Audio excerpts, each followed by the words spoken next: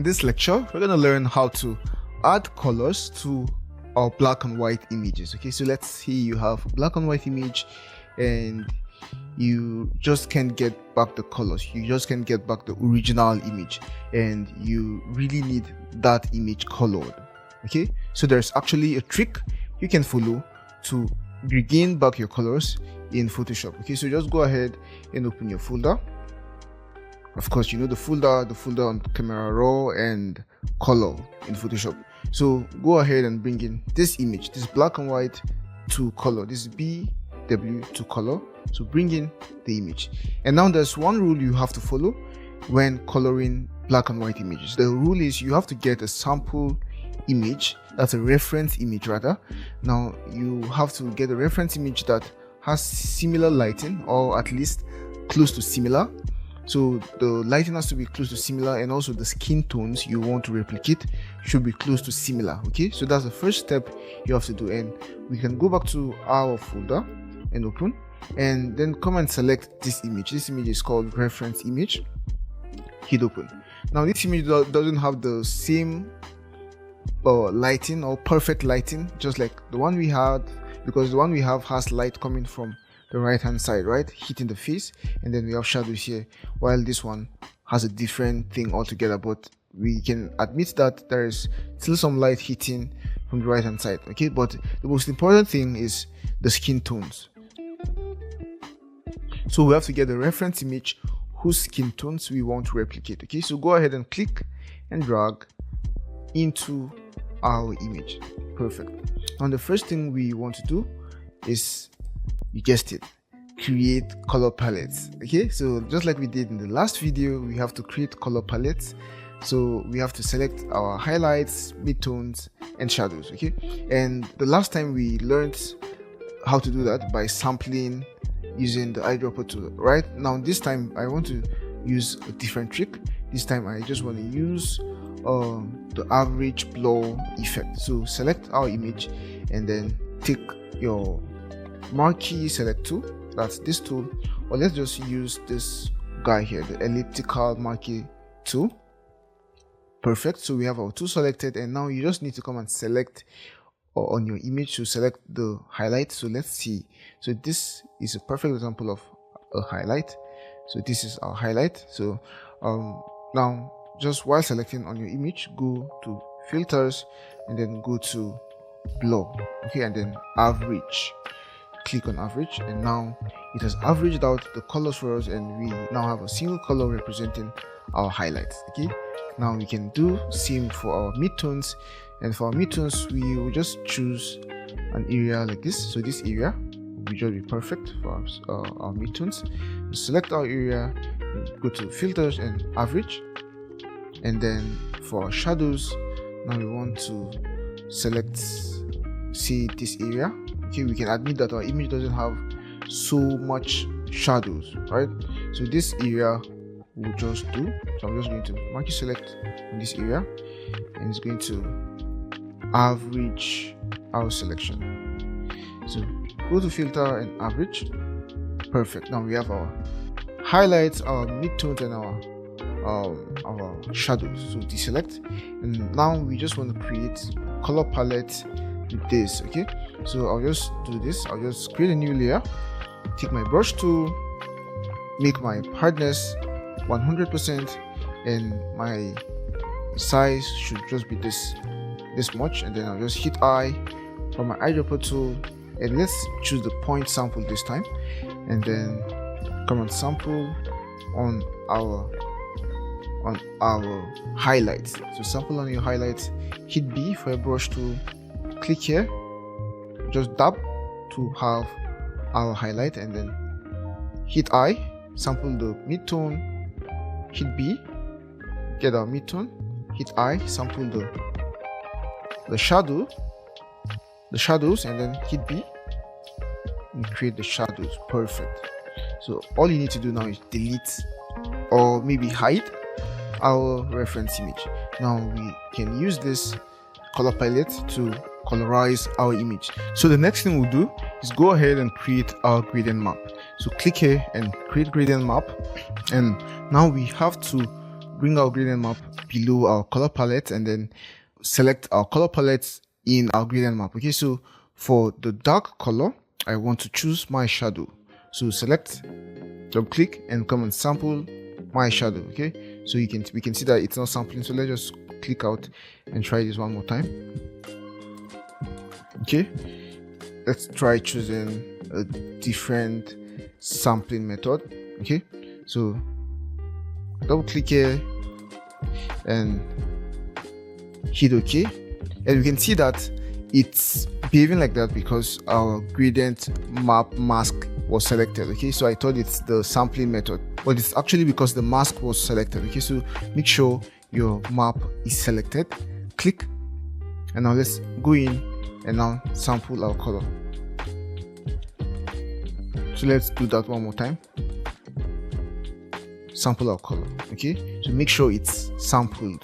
Okay, make sure it's sampled, hit OK. Okay, not yet, just create your midpoint for your midtones and sample our midtones, and then for our highlight and sample our highlights. Let's try that again. Perfect. So we now have our highlights, our midtones, and our shadows selected. Hit OK. Take your blending mode to color. So our blending mode has to be color. Okay, blending mode has to be color. Perfect. Now select our mask and hit Ctrl I or Command I on the Mac to hide our mask and begin to paint on our skin. Okay, so select your mask, hit B for a brush tool, and just reduce the size of your brush, or rather the hardness, and now we can start painting on our skin. We can start revealing our skin tones just like this. Perfect. So we reduce the size of our brush whenever we deem fit.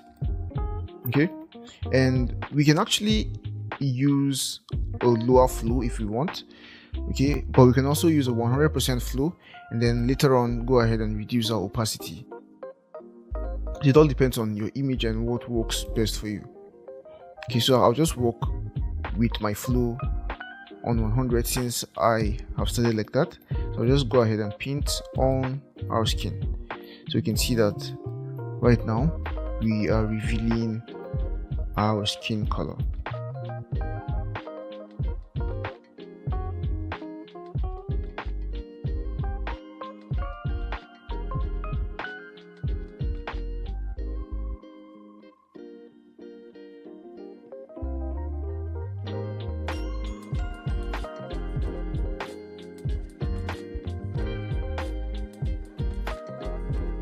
So paint here also, just reduce my brush size.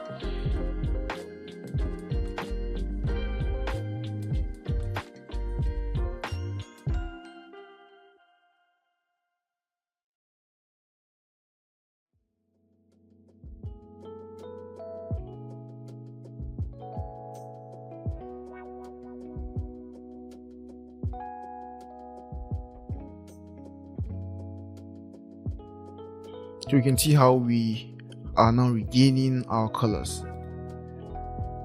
Okay,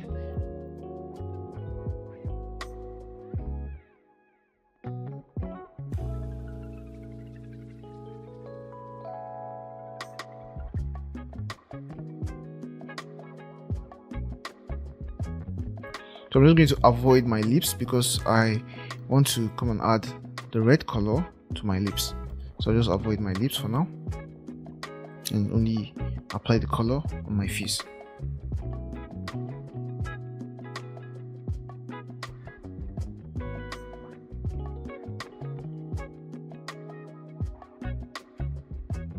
So I'll just hit X so as to hide or erase some of these parts, okay. You can see that it's a bit too much on the lips, it's a bit appearing on the lips, and we want to just erase it.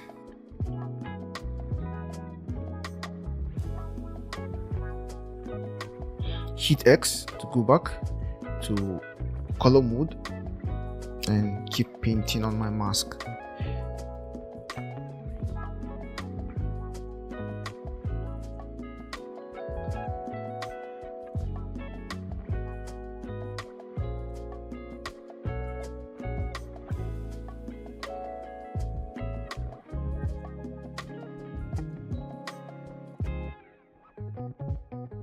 I'll just go ahead and paint the ears. And I also want to avoid the hair because we want to give the hair a different tone. So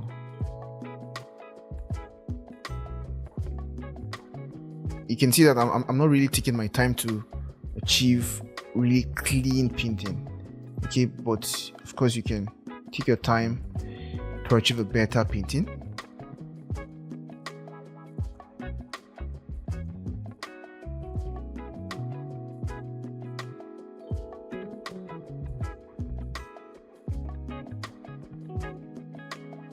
I'm gonna hit X to clean some of these other areas that got painted.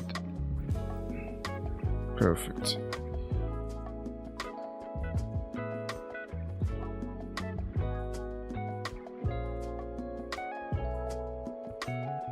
So now you've seen, guys, that we've been able to recover most of our skin. There is still some work to do. There's still some more work to do. Now we can go ahead and go into our blending options and go to blend if, and let's blend using our underlining layer, right? So let's reduce the color on some of the dark parts like this. Just create this perfect blend and do same with the bright parts, okay?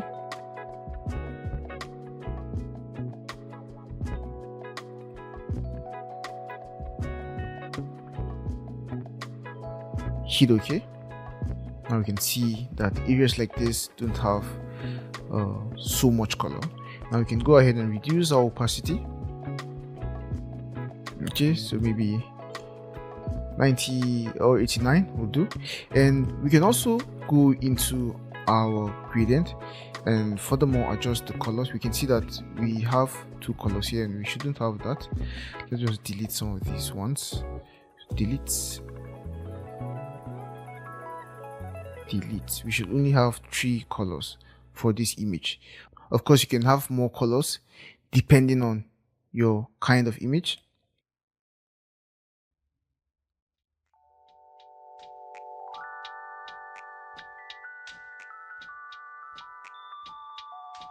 So let's just select that highlight and perfect. Now I just want to create another of not another one. Let's just create a hue and saturation adjustment layer. So this time I just want to hit colorize. Perfect. So right now I just want to use this to colorize our hair and parts of her clothes. Okay, so select our layer mask and Ctrl I to invert and hit B for brush. Just increase our brush size and let's just start dabbing on our hair to reveal parts of our colorize effect, okay, of our hue and saturation effect.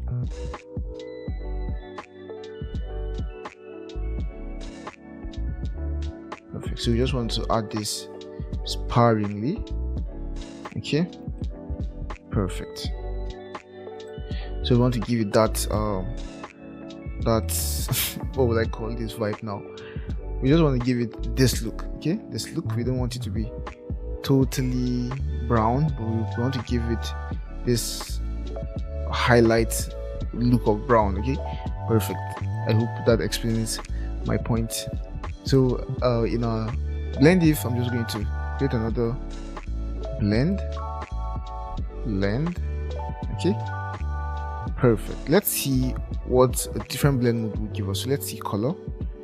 So we can see that color also does a great job with the hair. So of course we can reduce the opacity. Perfect. And let's select our layer.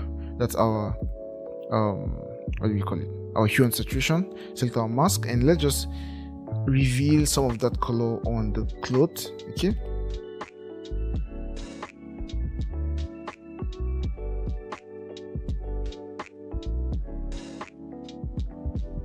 Perfect. So we can see how we've also colorized her dress. And the next and final thing will be to work on the lips. Okay, let's just create a new layer and hit B for brush.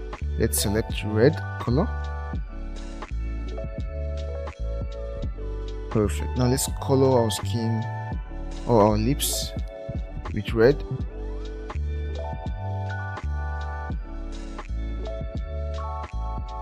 Use the size color with red. So we can see that our flow is quite much. I'll just delete this layer and create another layer and reduce my flow to let's see 25%. And now let's do this one more time.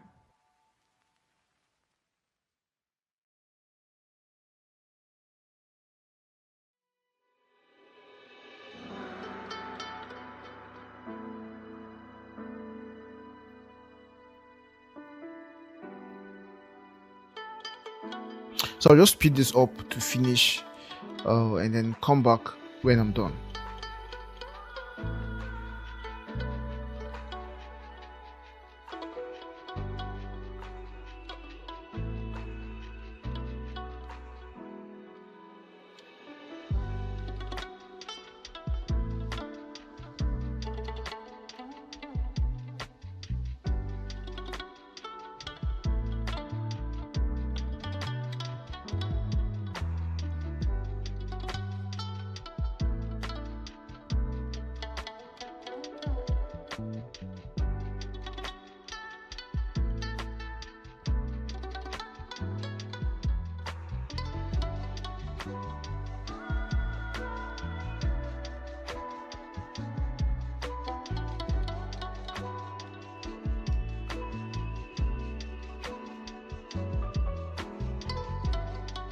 Perfect guys, so we are done coloring our skin, or rather our lips, and from here on you know what to do, right? So just go to your blending mode and select color. Perfect, and perfectly blended.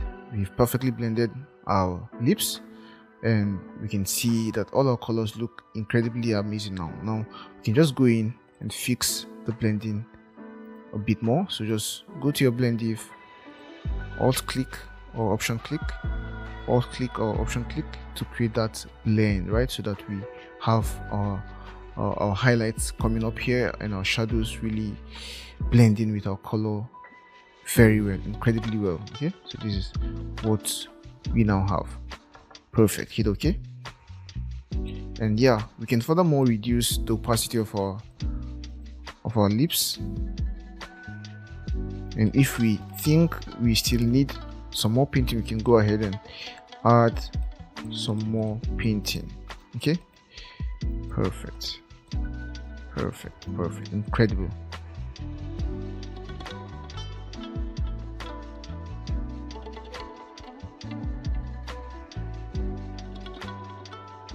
So I'll just hide my palette, and this is our image. You see, we've turned our image from this to this, basically added colors to our image. Okay, so that's it for this video, guys. I'll just go ahead and save my file. So black and white to color, hit save, hit OK, and perfect. So that's it for this video. Hope to see you in the next one. Bye bye. In this exercise, we're going to be turning our black and white image to a colored image, and I've gone ahead and chosen a different image, an image that is quite different from the one we worked on last. Now I'm in my 07 folder, my folder on color grading and camera raw. Now select this image, black and white to color 2, and open. Now we can see that this image is an image of a black guy, so it's quite different from the one we worked with the last time. And I'm just going to bring in my reference image, open the folder, and then bring in the reference image too. Okay, so click open, and this is our reference image.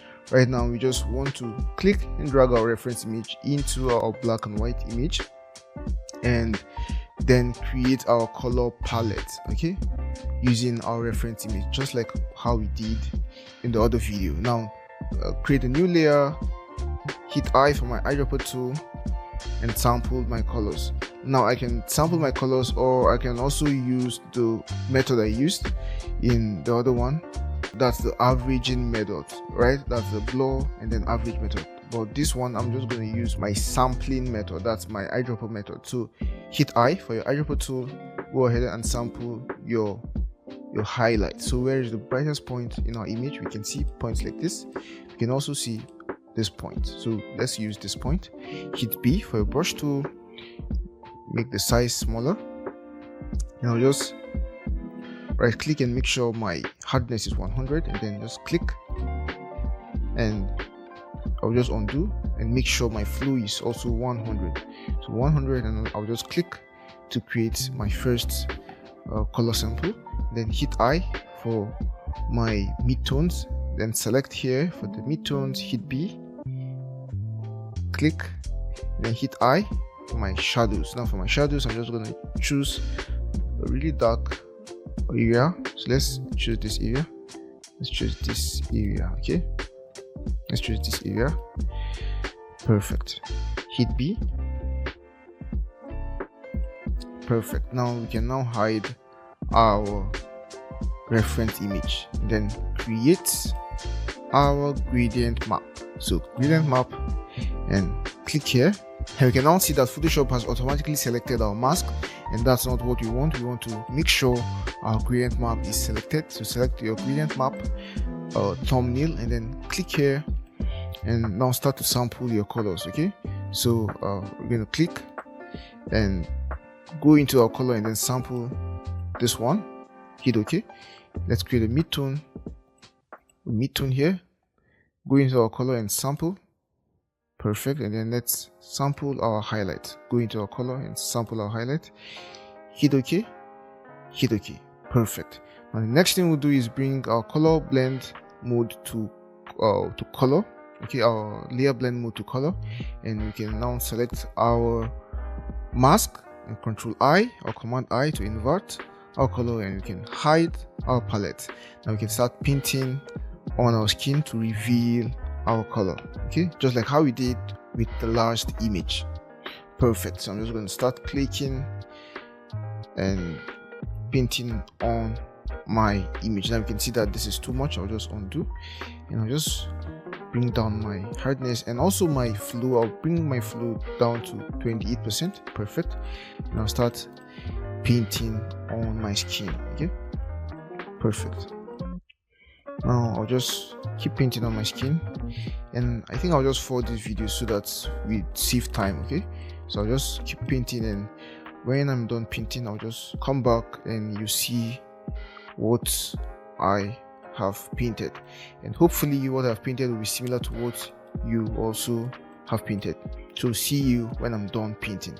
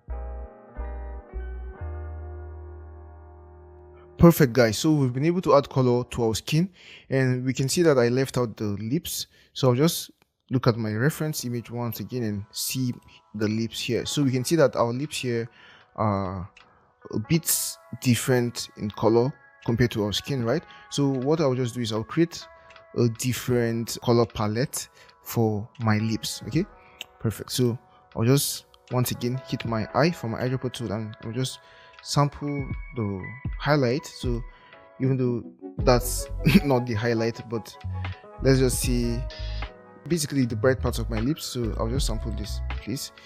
Hit B, and then make sure my hardness is set to 100 and my flow is set to also 100. And I'll just dab on the skin. So I'll select this layer instead and then click, and let's make this smaller. Actually, let's make this smaller, small. Then hit B, hit I, and sample this really red part. Okay, and hit B and sample and click, and then sample, say this place. Okay, perfect. Hit B. Perfect. So we want this color as our highlights, this color as our mid-tone colors, and this color on our shadows. Okay, so but you have to note that on the lower part of the lips it's more red, right? So we can also replicate that on our image. So I won't take out my image this time. I'll just bring my palette to the left hand side, and I'll just bring my image like this, so as to see what I have. That's my reference and also what I'm trying to replicate. Okay, perfect. So next thing I'll do is create a new gradient map. So gradient map, and then make sure my gradient map is selected. I'll just hide the first gradient map and make sure my gradient map is selected here, and click here, click here, click here, sample my shadow. Perfect. Create for my mid-tones. Okay, perfect. And then sample also my highlights. Perfect. Now you can hit OK, and we can basically take this to color just like we had before, and just select my mask and Control I. Perfect. Now let's just start painting on our lips. Now we can reveal our image here, our first gradient map, and let's start painting on our lips. Okay, so go in and just select your mask and hit B for your brush tool. Let's start painting on our lips. Make sure it's set to 0, that's for hardness, and let's start painting on our lips. Perfect. So we see that parts like this should be red, right? Perfect.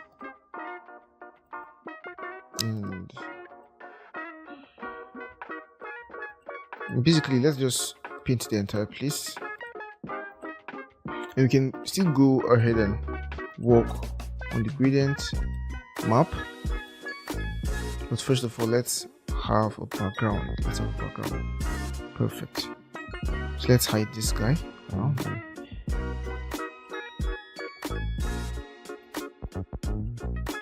Perfect. So now we have our lips more realistic, right? So it means we can select our gradient map and go back in, and let's see if we can get something better. So let's see if we can get something better here.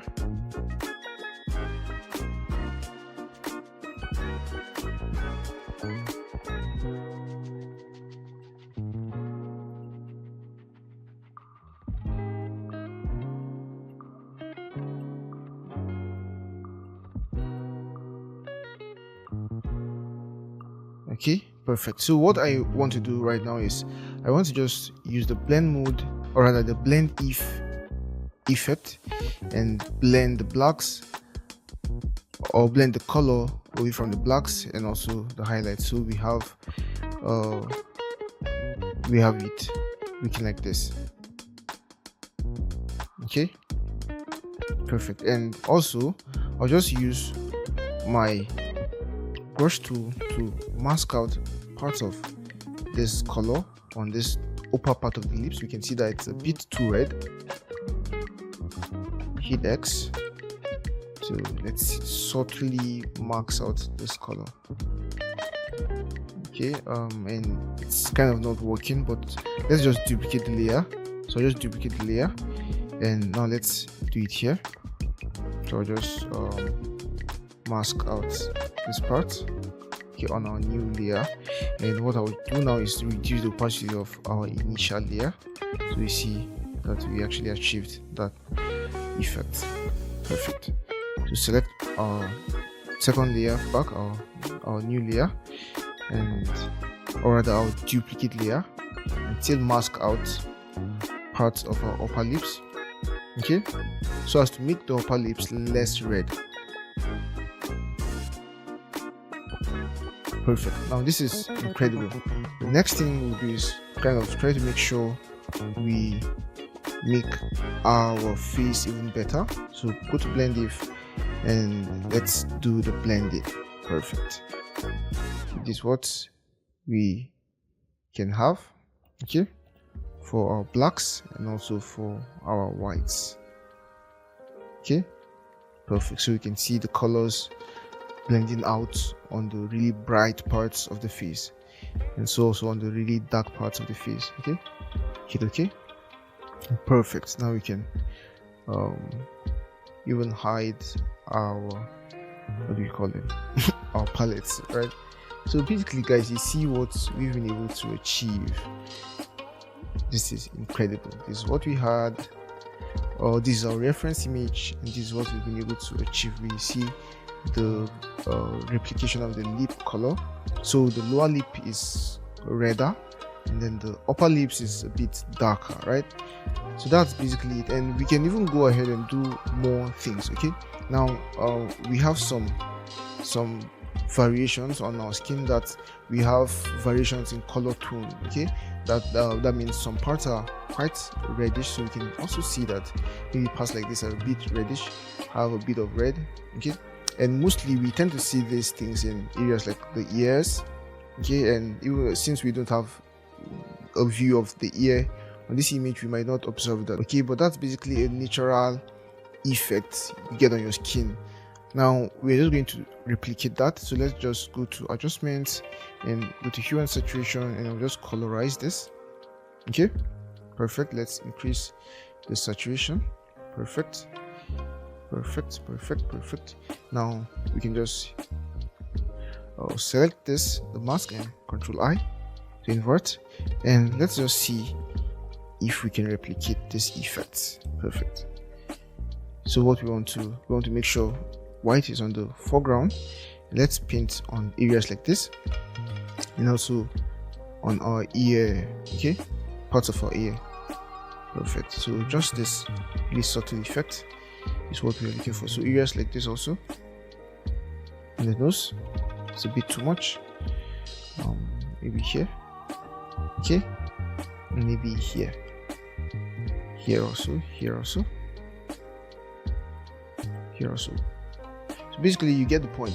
So we now have this, and we can reduce the opacity if we want, and I think also we should reduce the opacity of this guy.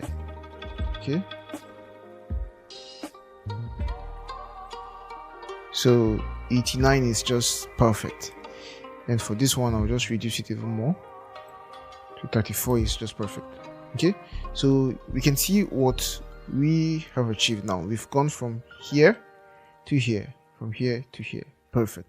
So basically, guys, that's how we add colors to black and white images in Photoshop. In the previous exercise, we looked at a different kind of image, the image of a white girl, and this exercise we just learned how to add colors to the black and white image of a black guy. Okay, so that's it for this one, guys. See you in the next one. Hey guys, welcome back. In this exercise, we're going to do color grading for our image. So go to File, Open, and this black and white to color.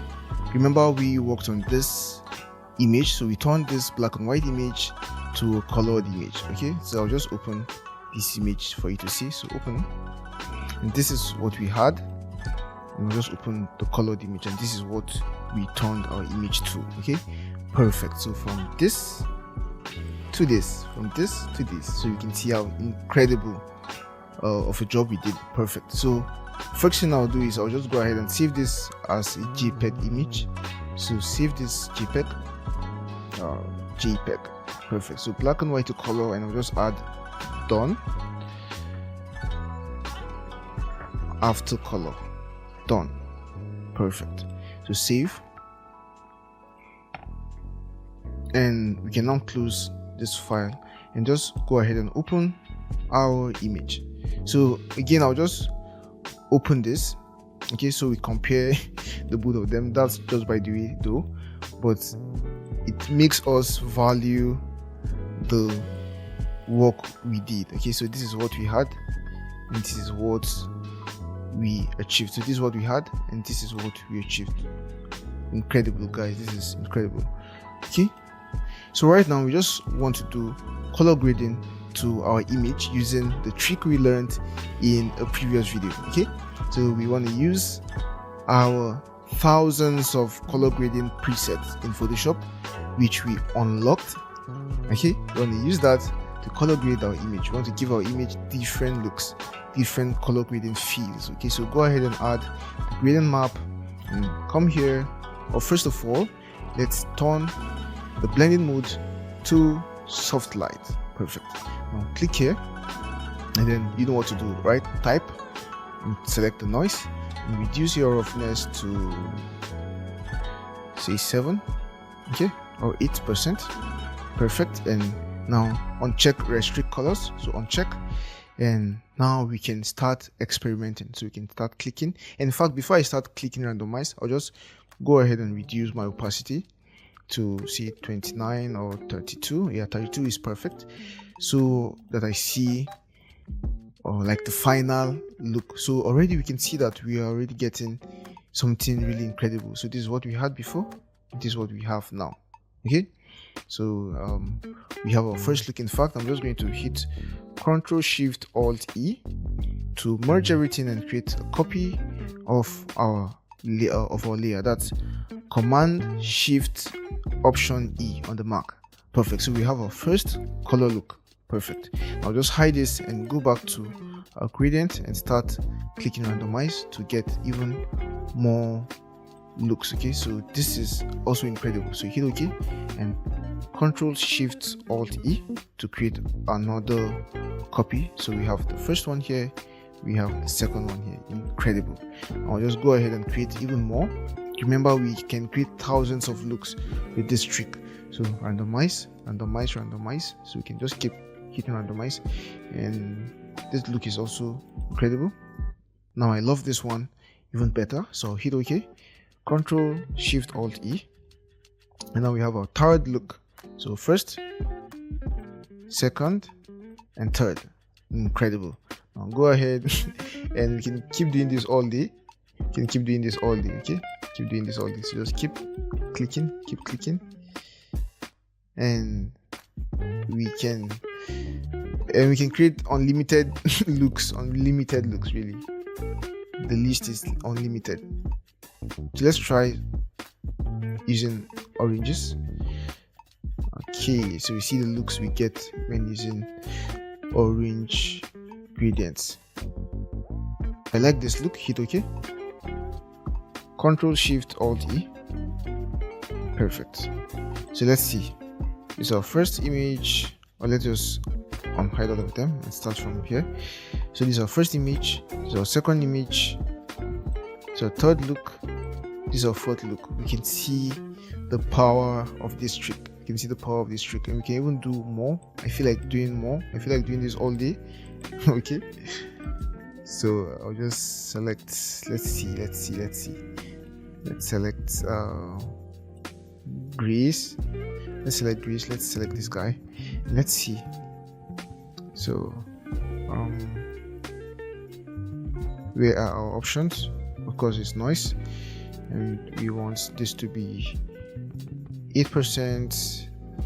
And right already we can see that we just got something incredible, right? So Ctrl Shift Alt E to have another copy. Perfect.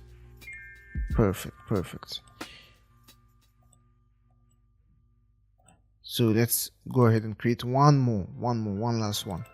Okay, So let's now randomize, and let's just keep going. Let's just keep going this time.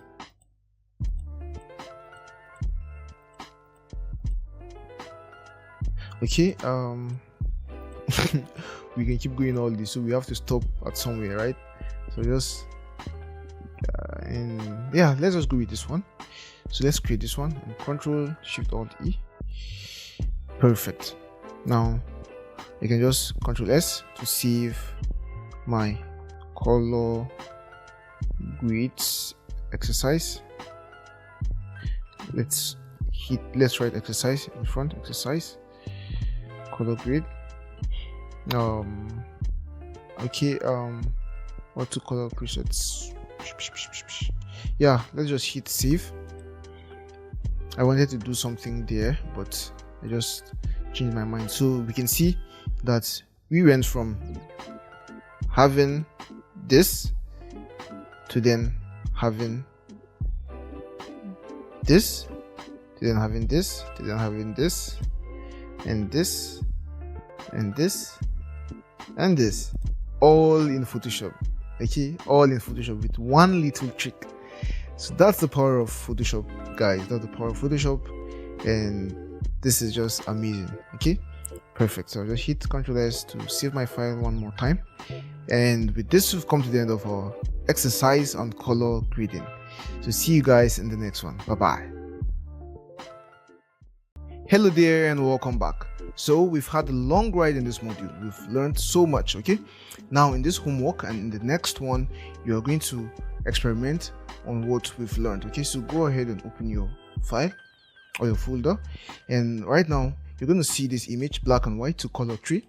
Go ahead and open this image, and in this homework you are required to colorize this image. That's add colors to this image, and you can use this image as your reference image. Okay, the one we used previously. So you can use this image as your reference image and just go ahead and colorize this image. So take note of the hair. Remember, the hair has to have a different tone with the skin, and also this image has a background. Okay, so a notable background. So you also need to add some detail into the background if possible, and also we can see the couch here. So you should also add a different color to the couch and also a different color to the shirt. So the shirt should have a different color, the couch should have a different color, if possible 2 colors for this part of the couch and also this part of the couch, and also her sweatshirt should have a different color, and if possible we should also have different colors added to the design on her shirt. Basically that's it. So you have to work on the skin tones, work on the shirt, work on the background, work on the couch. Okay, and that's basically it for this homework. So kindly share your files with me. I'd love to see what you produce. And that's it for this video. See you in the next one. Bye. Hello there, welcome to the next homework. Now in this homework you are required to do color grading for this image after you've added colors to the image. Okay, so remember we had to add colors to this image in the previous homework. Okay, now you have to take that image with colors and then do some color grading on that image using the trick we learned. That's the trick with thousands of presets.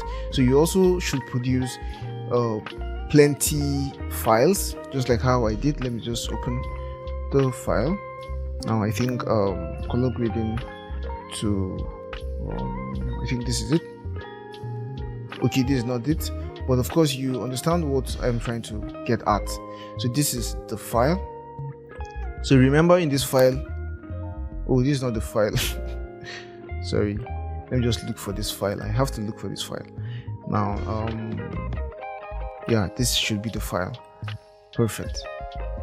Yeah, this is the file. Remember we had different looks, we created different looks using this trick. Okay, so this is the same thing I want you to come and do here. You have to create different looks with this image, okay, with the colored version of this image which you have created. So that's basically it for this homework. Kindly share your files with me. I would love to see what you produce. So that's it for this one. See you in the next one. Bye bye. In this module you will learn some pro tips for working with typography. You will learn about styles, brushes, and the Puppet Wrap tool in Adobe Photoshop. You will learn advanced typography workflows, how to find fonts from images, how to speed up your workflow with styles, how to create custom brush presets, how to get extra brushes from Adobe for absolutely free, and how to create distortions using the Puppet Wrap tool in Adobe Photoshop. Kindly download the attached project files for this module before you continue, and please reach out to me via message or in the Q&A section if you have any questions. I would love to make this course a 5-star experience for you. See you in the next video. Hey there, welcome back. So in this video, we're going to learn about text or type in Photoshop. And I know that working with text is one of the very basic things you learn in Photoshop when you start as a beginner, and of course we've even covered that in the fundamental course. Okay, but there are some more advanced features which you might not know or which you might not be using. Okay, and these are what we are going to go over in this video. So go ahead and create a new document. I have a new document here open, and now I'll just go ahead and select my type tool.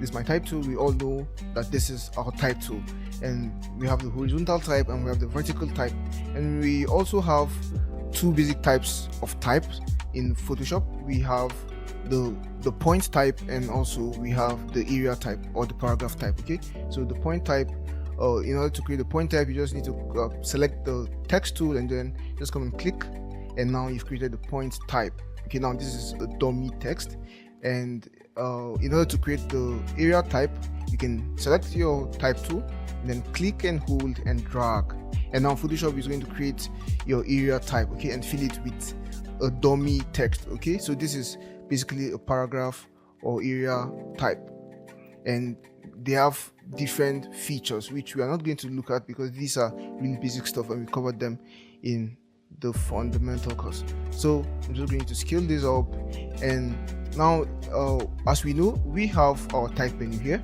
and under this menu there are lots of things we can do to our type. Okay, we can activate our panels. That's our character panel, which we can use to edit our type. We can activate our paragraph panel and also our glyphs panel, and we're going to come to glyphs later on, so I'm just close this. So these are some of the things we can do under the type menu, and we can we can change the orientation from horizontal to vertical and vice versa. Okay, so these are really basic things I'm just going over, nothing special yet. And we have the extrude to 3D, which we won't be looking at in this video. We're going to learn about this when we're covering 3D in Photoshop. Now let's look at these options. Now this option, the create work path, is going to basically turn our type into a path. Okay, or it's going to create a path from our type. Okay, and this other guy here is going to turn our type into shapes. So if I click on this, we're going to see that we now have anchor points, and if we just take the direct selection tool, we can now move our anchor points and basically modify our text. Okay, basically turn our text into something else. So thanks to this option, just undo a couple of times. Perfect.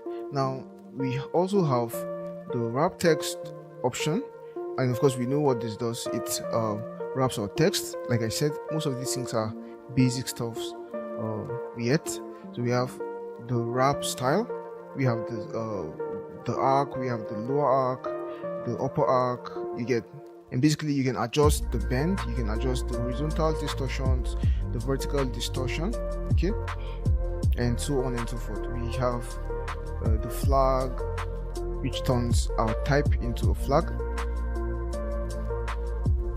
Okay, so basically these are things we can do to our type. And we have the font preview.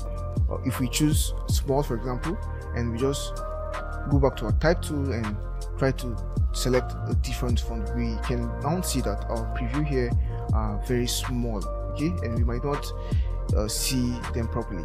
So we can as well just make them bigger by going to font preview size, and then let's make this large. Now if you come here, you're going to see that we have bigger sizes. Okay, so these are really basic stuff, like I said. Now the first thing we're going to look at that is a little bit more advanced is what we call Adobe Fonts. So Adobe has a platform, like call it, or a website where they provide us with fonts, and we can basically install this font in our computer and work with them. Okay, so we can access this by coming here and just clicking here. Okay, just click here. You can see more from Adobe Fonts, so you can just click here and it's going to open Adobe Fonts for us. Okay, it's also called Typekit, but that is kind of the old name. Okay, and now I have a Creative Cloud subscription, active subscription, so because of that I am able to access this feature. Okay, so this feature is only for those who have a Creative Cloud account. Now we can see the platform. Now we can go ahead and install fonts by basically going over them and clicking add family. So it's going to add the entire family. Now a family of fonts is a font with different variations. Okay, so the number of variations make up the family. Like for this one, we can see that there are 10 fonts in this family. So we can go ahead and click here, the add family button, to add this font to our computer, and we can just click here to go into the font and see more details about the font. My internet is not too strong today and we might experience some delays in loading. So now this is the font. We can see the name and we can see previews of the font. Okay, now these are basically previews with sample texts, and we can add specific members of the family, or we can add the entire family. Okay, and we can make the previews bigger, we can make this smaller, and we can even type our sample text if we want. Okay, and so we can see all of the members of the family. We can even see the designer of this particular font. His name is Philippe, and we can see the licensing information. So this font is available for personal and commercial use. So Adobe gives us this font to use for personal projects and commercial projects. Let's just go back.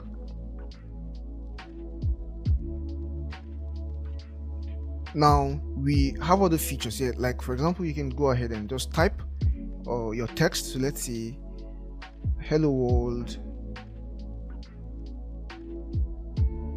Okay, let's see, hello world. Let me just make this caps.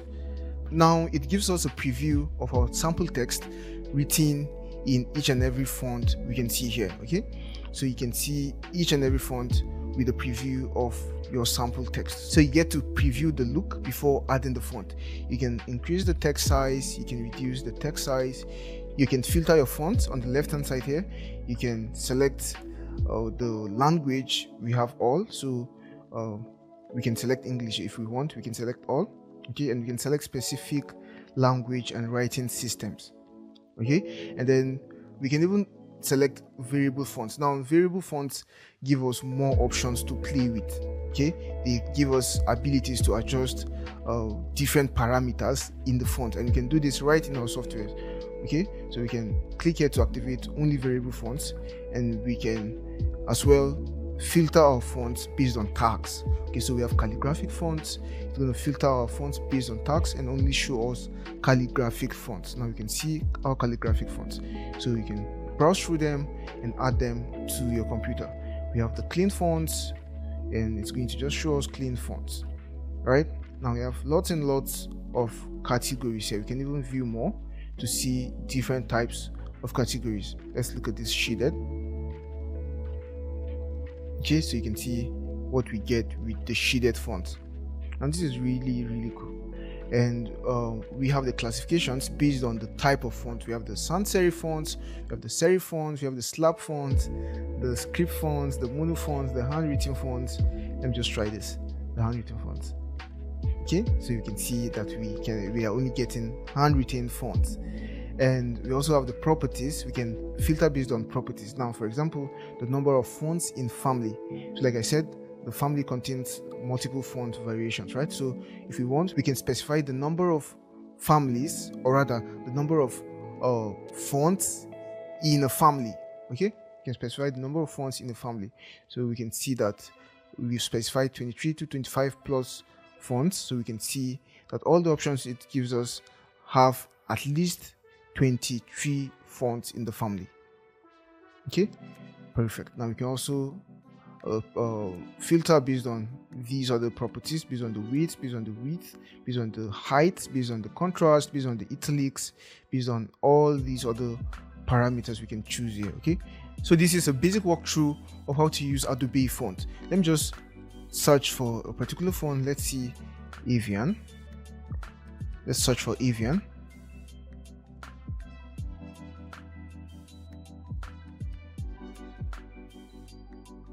Perfect. So we see we have results, not for Avian though, because we couldn't get Avian here. So you won't really get every font you're looking for.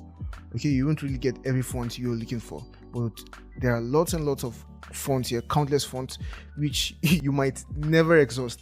Okay, you might never exhaust.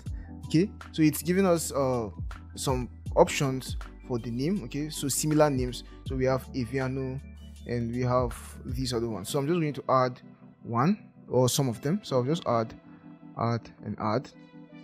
We can see that we are now having a notification saying these fonts have been added to our computer. So let's just go back to Photoshop and let's try the fonts we just added. Okay, so go here and let's type Aviano. Okay, so we see that these are the fonts we just added. Perfect, very easily. So I'm just going to select this one, and yeah, this is cool. Now there are other features which we can still look at here. We have filters. We can filter our fonts, we can filter our search. Let's say we have lots and lots of fonts and we're trying to choose a font, right? We can go through all of these, they are too much. So we can filter our fonts based on different classes. So we have the serif font, the slab serif font. So let's say serif fonts, we get to see only serif fonts here. So these are all serif fonts. Okay, and we can choose the sans serif fonts and we will only see the sans serif fonts. We can choose the monospace fonts and these are only monospace fonts. Okay, so Photoshop just has a way of classifying all of these fonts, and even if it's not Adobe fonts, even if it's just fonts you downloaded from the internet and then installed, like most of my fonts here are downloaded, most of my fonts here are not Adobe fonts, you get, but Photoshop still has a way of identifying these fonts and classifying them based on the types or classes of font. So that's one way we could filter our fonts based on classes, and we have other ways to filter our fonts. We can filter them based on the favorites. So we can go ahead and add certain fonts as favorites by clicking on the star here. So just click on the star and they are going to be added to your favorite. So let's just add some more. Now click on the star to show only the favorite fonts, and now you can see that all we can see right now are our favorite fonts.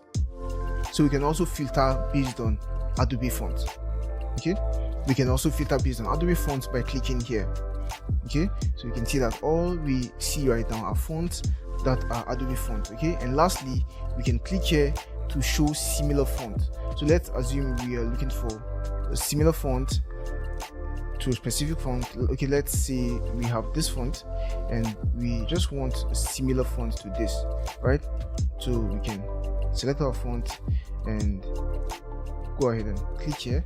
Now it won't work for every font because there might not be similar fonts to every font you're looking for. Okay, but if it finds similar fonts, it's going to just show them here. Let's try another font. Let's try this guy.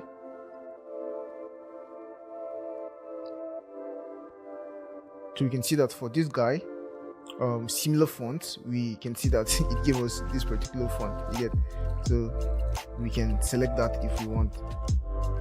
Okay, that's the I don't know how to pronounce this thing really, but this is one of the similar fonts, and it can also get similar fonts from Adobe fonts. We can see that it's loading, so we can see some of the similar fonts from Adobe fonts, right? So these are all of them, and we can add them to our software if we want. Perfect. Now the next thing we will be looking at is glyphs. Now just go ahead and activate your glyphs by going to type and panels and then glyphs. Perfect. So what are glyphs? Glyphs are basically other characters of our font, okay, of our font family, and we can have different glyphs based on the specific font. Okay, and there are font families that don't have glyphs entirely, so just be aware of that.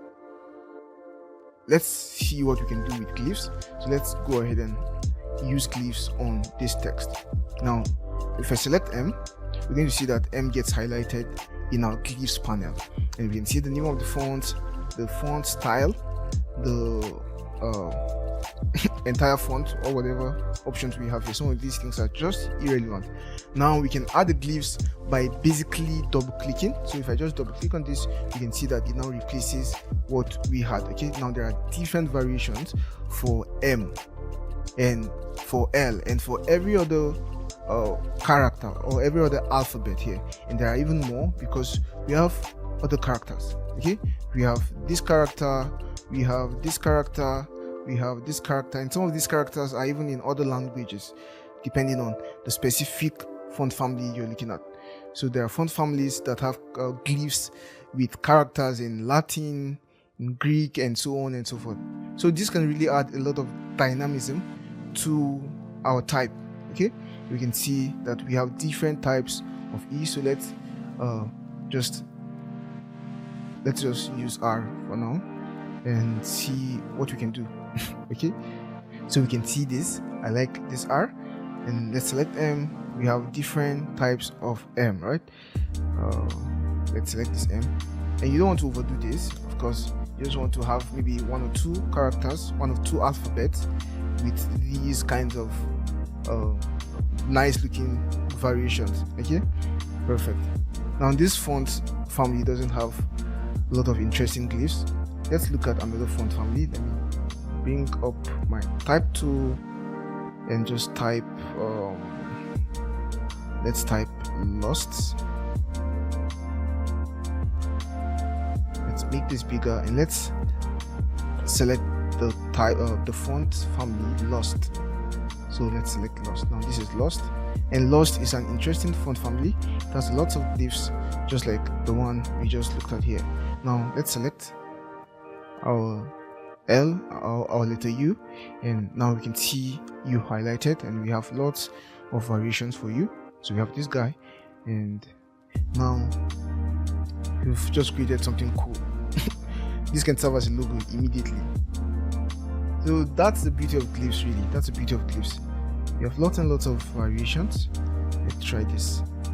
So this guy is crossing the T, and this is amazing. So that's the power and beauty of glyphs. Perfect. And with this, we've come to the end of our video. See you in the next one. Bye bye. Hey there, welcome back. Did you know that Photoshop can guess your fonts? Yeah, I know, that sounds crazy, right? Now that's what we're going to learn in this video. We're going to learn how to find the name of fonts from images here in Photoshop. So there are actually two ways to do this. We can do this in Photoshop, and we can also do this in Adobe Fonts. Now we're going to learn both ways. Now just go ahead and open your folder, your projects folder, and in your projects folder you're going to see typography 1 and typography 2. Okay, so the two images, typography 1 and typography 2. So select both images and click open. Now we have these images with text on them. We're going to try to use Photoshop to guess the names of the fonts that have been used here. Okay, so all you need to do is go to type menu, go to the type menu, and then go to match font. So click on match font, and now this dialog box opens up. Okay, and right here you can see that it's telling us that adjust the text selection box to include up to 3 lines of text. So we can include up to 3 lines of text. So let's just do 2 lines. Okay, so the first line and the second line is basically the same text. We can even do 1 line if we want. So let's just do 1 line to make things easier for Photoshop. And now we have to wait for Photoshop to guess the fonts. So just wait, and now we have different options. We have different similar fonts. Now we can see all of these right here, and we can go ahead and take note of the particular fonts. And now let's see this guy. We can see that we have some of these fonts installed in our system. Now if we select the fonts, we are basically going to see them appear here. Okay, we're basically going to see them appear here. So we have different fonts we could try. Okay, let's just select this guy and click OK. Now select our text tool and we can start writing.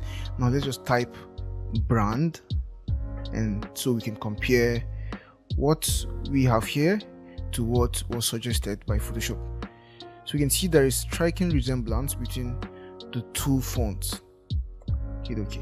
Now I'll just open my my character panel and try to go through some of the other variations in this family. So we have different variations, and I'm very sure if we go through all of these variations, we will definitely find the one that fits perfectly with our font here. Okay, so that's basically how to match fonts in Photoshop. And let's try this with this image also. Now let's go to type and match fonts. Now let's just try to give this guy a tough job this time. So let's select this guy, and maybe since it says up to 3 lines, we can even select up to this guy here. So let's wait and see what suggestions Photoshop gives us. Perfect. Now we have quite a number of suggestions here. We see that our previous font was suggested for the thick part of the text here, and we have other fonts. We have this guy here that is more of a script font, and so also we have this other guys.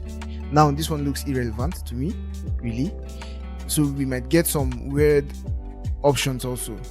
Some of them might really not match, but we get Photoshop is really doing its best in figuring out our text. So I'll just go ahead and select this guy and see what we get in comparison with this guy here, with this particular font. Now just click and go ahead and type what we have written here. So L, you can see right away that the L doesn't really match.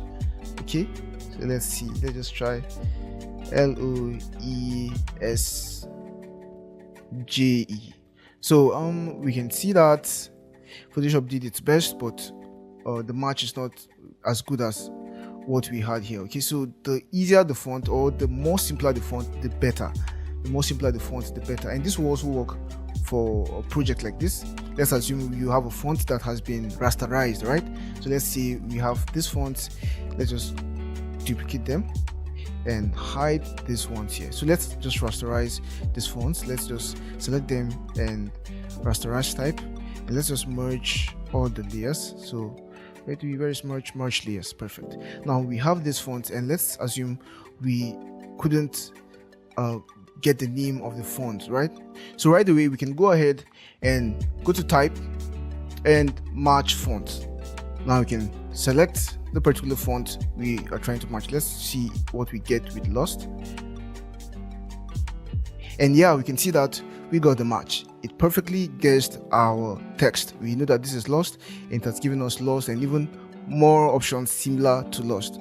Okay, so we can see how accurate this is. And finally, one last way we can match text is to come here. So click here and go ahead and bring in your type. So let's select this guy only, hit OK, hit open, and now it's going to analyze our file, and we'll be able to select the font we are trying to match.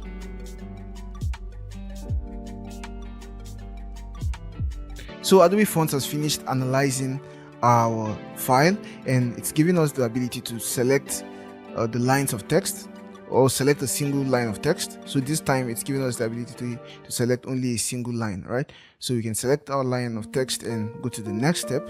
It's going to now search for the particular text. Hit next, and now we can see our fonts, and we can directly add this font to our library. So just add fonts, add fonts, add fonts.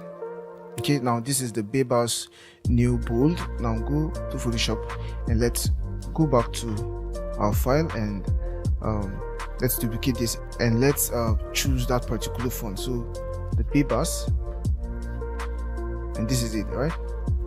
Perfect. So we can see the striking resemblance between our fonts. Perfect.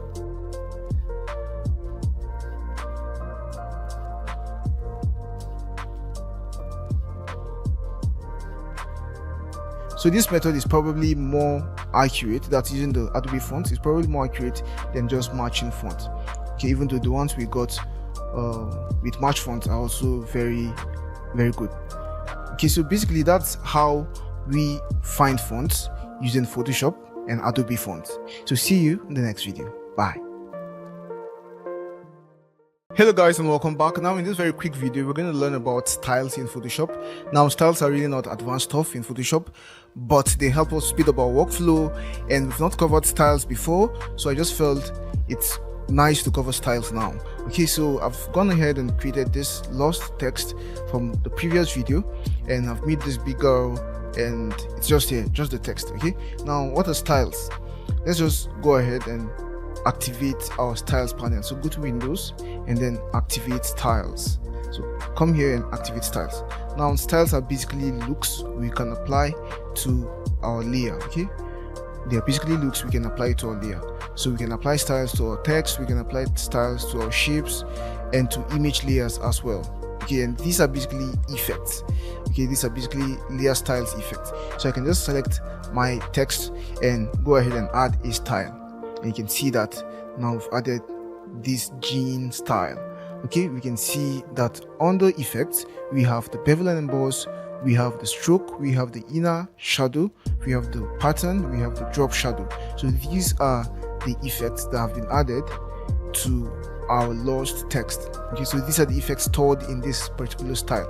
So let's just have a duplicate and go ahead and clear our layer styles. Perfect. Now we have a new layer. Now let's try other styles. Let's try this guy here, so you can see what we have. This is basically the same thing but with a different pattern. Okay, and we actually have them into categories. We have the fabric, we have the fur, we have the natural, we have the basics, and we can even add custom styles. Okay, we can even add custom styles. Now we can also create our own styles and export them if we want.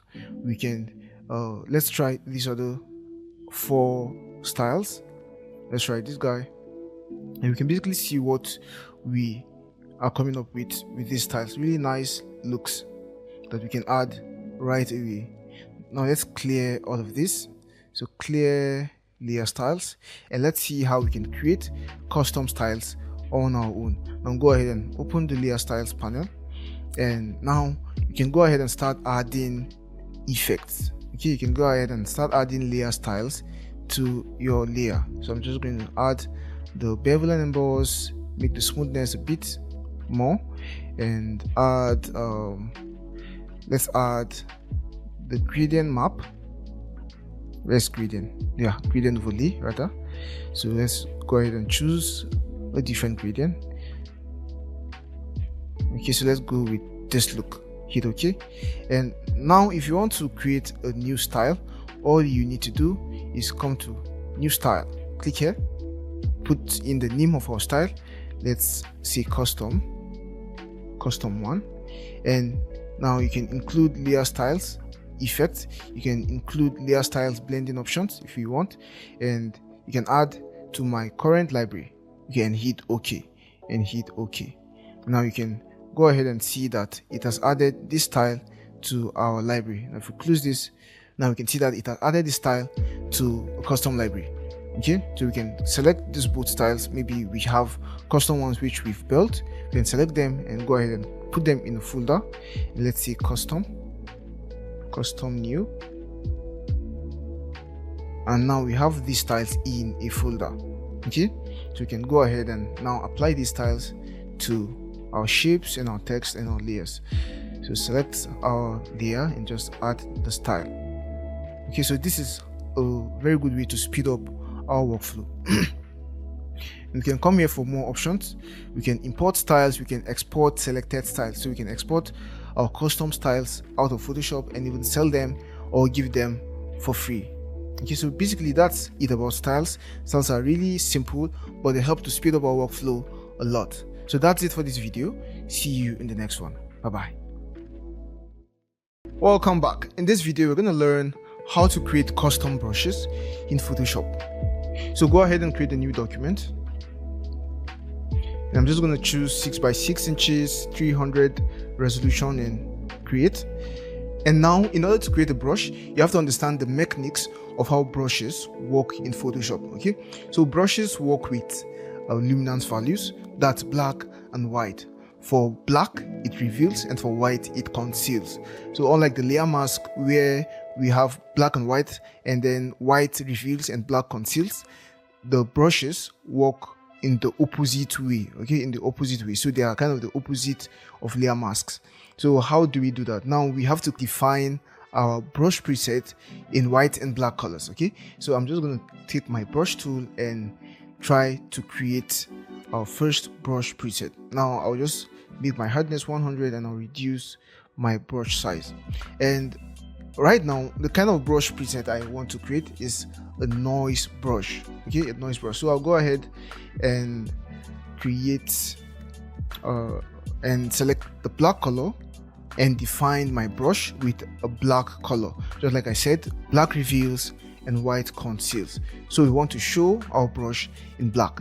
So right now I'm just going to start painting on my canvas, and I'll keep reducing the size and increasing it also, so that we have different sizes of our noise brush.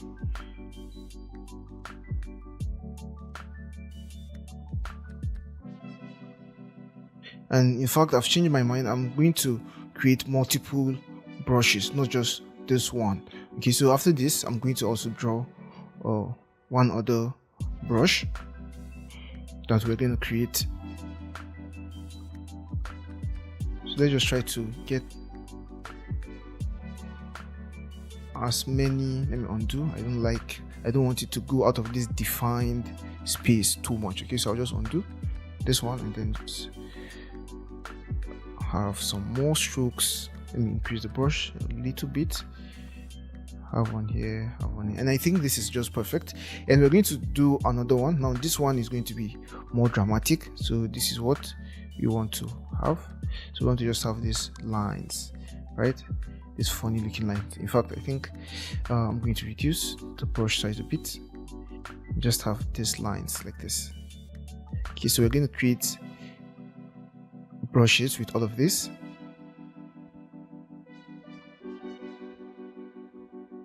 Okay, and the last one I will do is do this. Okay, now that's not looking good. I just undid that, and maybe I'll just do this instead. Now it's easier to do this with my drawing tablet and I don't have it connected, but I'll just manage with my mouse. Okay, perfect. Undo. Just manage with my mouse like this. Okay, so we have 3 brush presets which we are going to make right now. So the next thing we have to do is to go ahead and select our rectangular marquee select tool, and then come and select the area. Okay, so select the area, go to edit, and then define brush preset. So click define brush preset, and now you can name your brush preset. Now you can see also a preview of your brush and the number. Now the preview shows us exactly this but inverted. Now you can see that the black is now showing as white here. Okay, and then the white is basically transparent. So that's how brushes work. And for this first one, we're just going to name it new custom brush 1.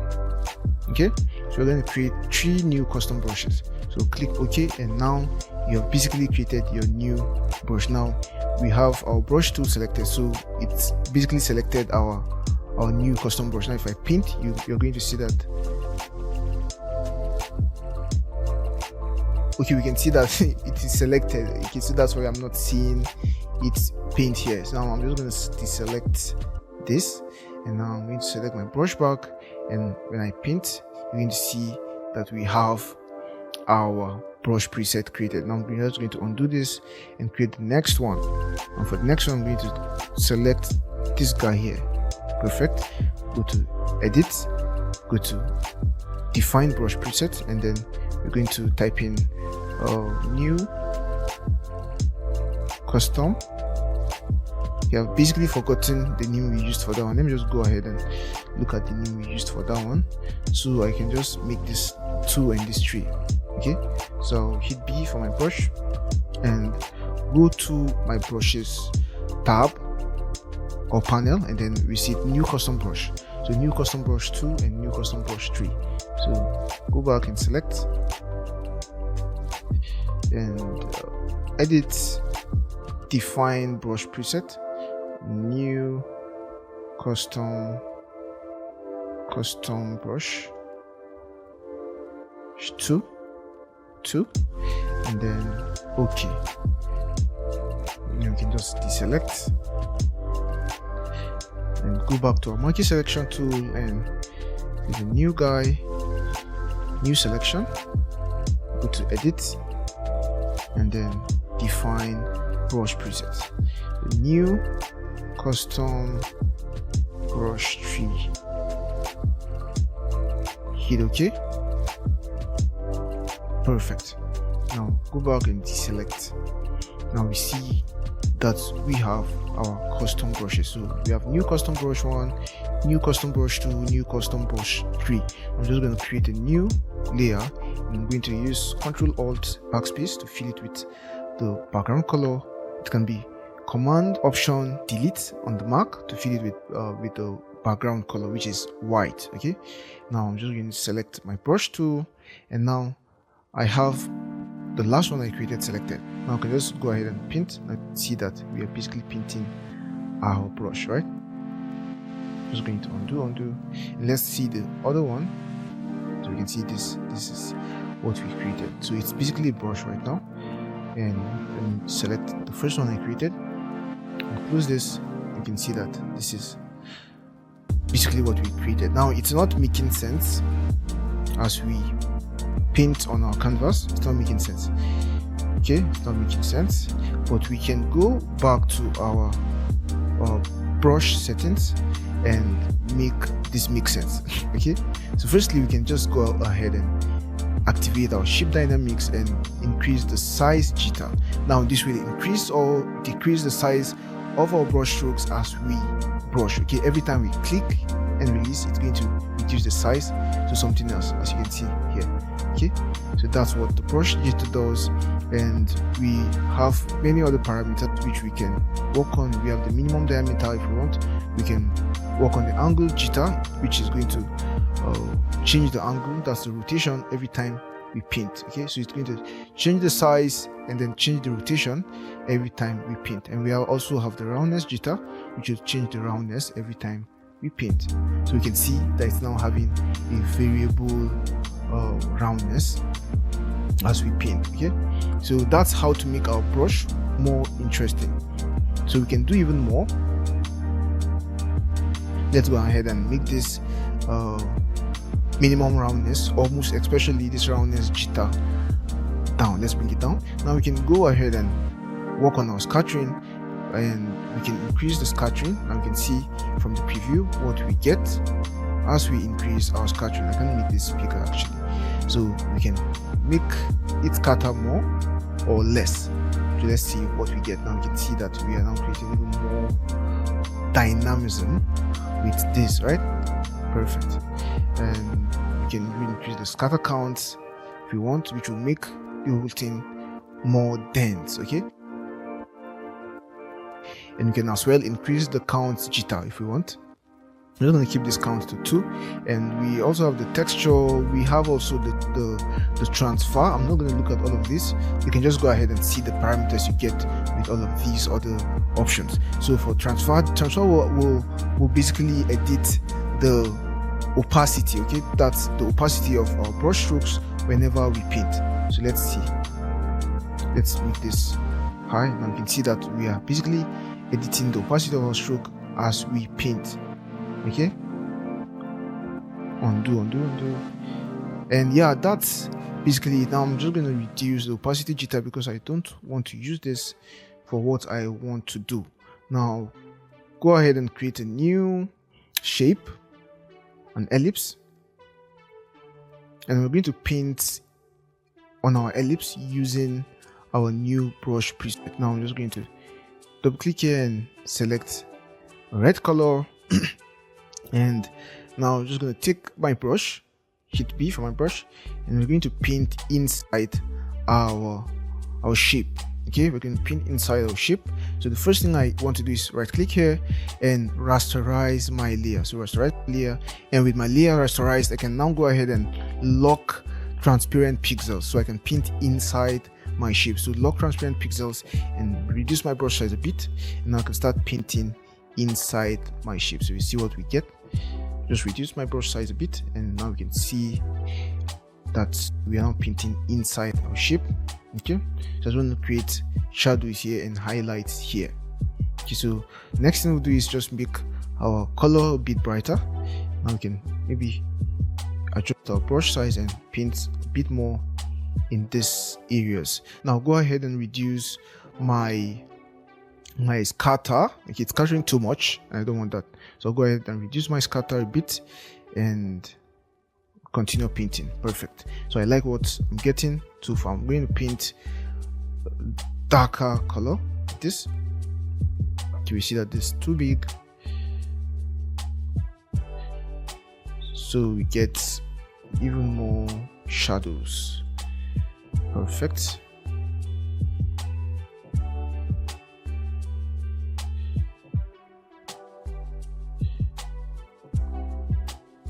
Increase my color, or rather make my color a bit brighter, and then paint here.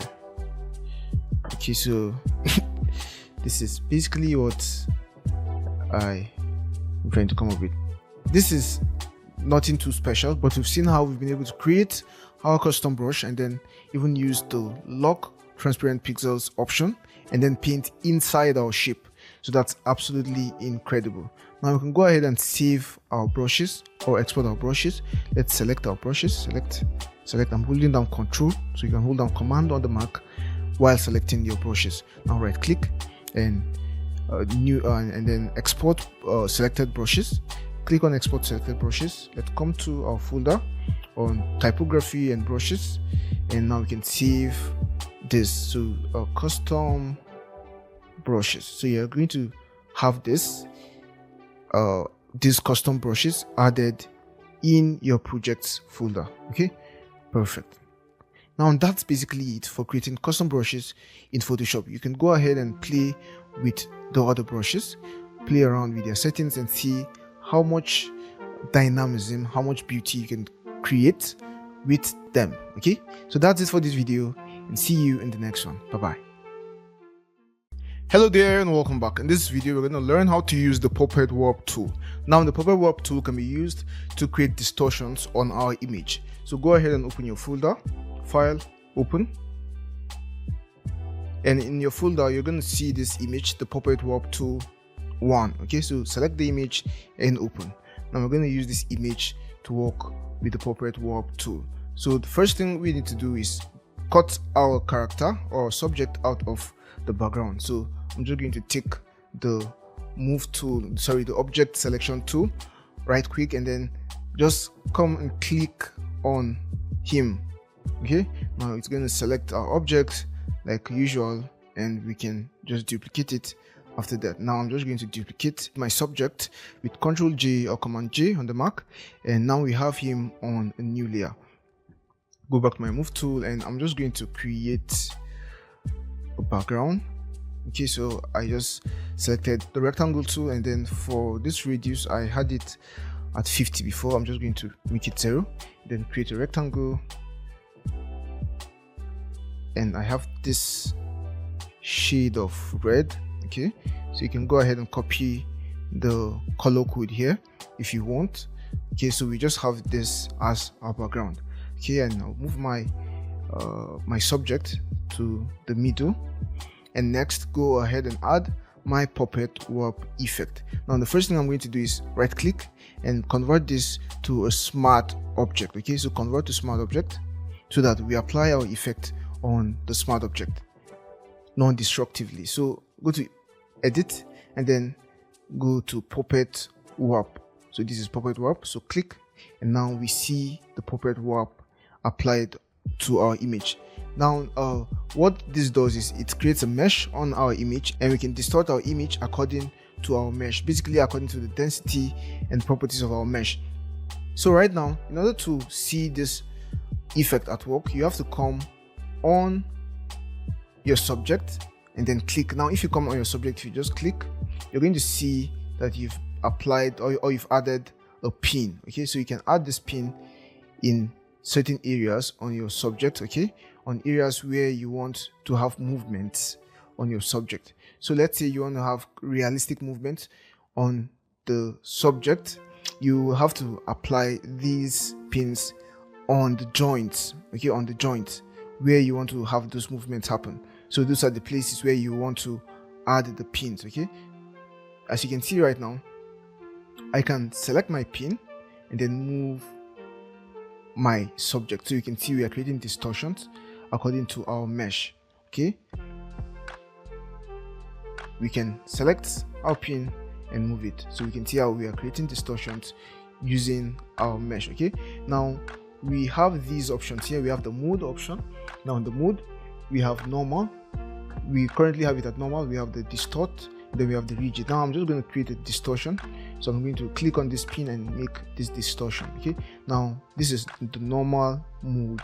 If I take it to rigid, we're going to see that it's more rigid. Okay, it's more rigid. Our distortion is more rigid, so you can see how rigid it is. Let me take it back to normal so you see the difference. So this is normal and this is rigid. Okay, now I'm just going to take it back, or take it to distort, so you see what we get. Now we distort, we get a more exaggerated distortion. Okay, a more exaggerated distortion. So that's what you get with modes, and you really don't want to be using this in this case. So I'll take it back to normal, and we can just right click on our pin and delete pin if we want, so it gets back to the original position we had, and go back and add a new pin if you want. Okay, and there are many other options under, when we right click, we can delete the pin, we can set auto rotation. Now we're going to come to rotation real soon. We can send it forward, we can send it backward. Okay, we can send the pin forward, we can send it backward, so it appears either above or below other pins. Okay, so for example, let's add one pin here on the head, and I'm just going to bring this guy now and bring him above our character here, okay, above the head. So if I right click now and send back, we can see that we have sent it below the head. Okay, I know that this isn't realistic, but this is just for you to understand how sending it below or above works. Okay, I'm just going to undo, Ctrl Z, and I'll just delete this pin. So right click.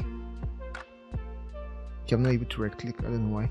So I can right click now and then delete my pin. So there are other ways to delete our pins, not just by right clicking. We can select our pin and then simply hit the delete key on the keyboard or the backspace on the keyboard. Okay, so you can do that, and you will also delete your pin. You can also hold down Alt and then just click on your pin, or hold down Option and click on your pin, and you can see that we get this scissors icon appearing, and you can delete your pin with that icon, with this icon, okay, by simply clicking on the pin. Perfect. I'm just going to go back and add my pins. So add here, add one here, add one here, add one here. Perfect. Now we have density. Now density simply enables us to choose how dense we want our mesh to be. So the more the density, the more fluid our distortions will be, and the more the load that will be added to our computer. Okay, and basically vice versa. The lesser the density, the lesser the fluidity of our distortions, and the less load. So if you click less points, we have less density. You can see that we now have less density on our mesh. If you click more points, we have more density, okay, and more fluid movement. We have expansion. Let me zoom in and increase my expansion. Let me just click and increase the expansion. Now expansion does this: it expands our mesh, okay, and includes areas which might be a bit outside our mesh into the distortions.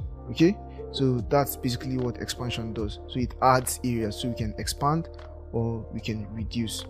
So if we make our expansion 0 or minus, we can see how it's cutting into our subject. Now let's make this 0 and it's just going to be okay.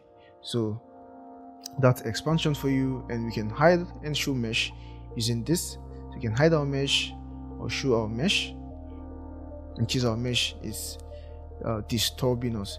Now we can make this change.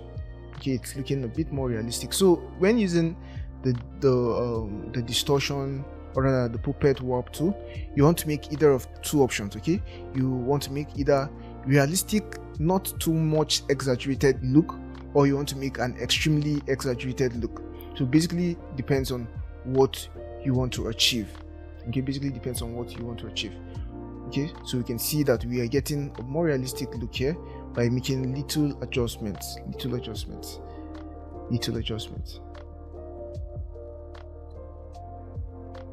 Okay, perfect. Now we have rotation. Now we have it as fixed, and we could have it as auto, and this auto gives us the ability to rotate our pins even more. Okay, fixed doesn't give us so much ability to rotate. That's basically the difference between the both of them. And if we select our pin and then hold down Alt, we'll see that we have this circle on our pin, and we can use this to create rotations. Okay, so we can use it to rotate our pins like this. Perfect. So that's another way to rotate. So you can click and hold down Alt and then rotate. So let's add a point here. Let's add a point here. So click, hold down Alt, and we can rotate. Okay, so this would be an exaggerated, non-realistic look. All depends on what you want, really. So I'm not going for this for now, but I feel like creating something that looks extremely exaggerated.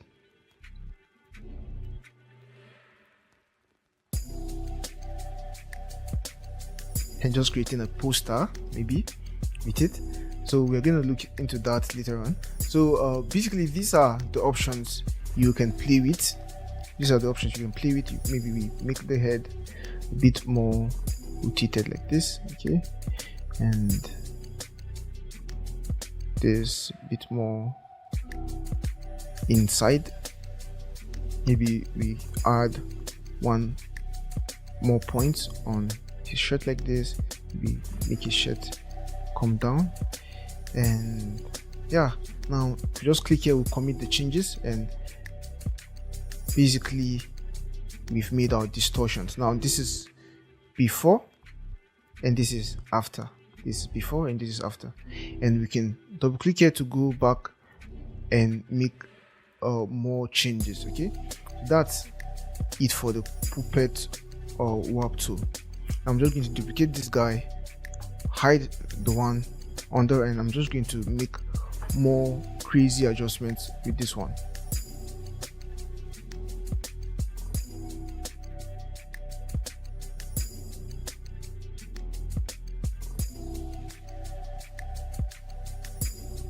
Now we can select multiple points by simply holding down Shift, okay, and moving. So we can just hold down Shift and move. I just want to create something that looks like a broken look. Okay, I want to exaggerate this. I'm just going to delete this pin here to enable our character move like this and move like this.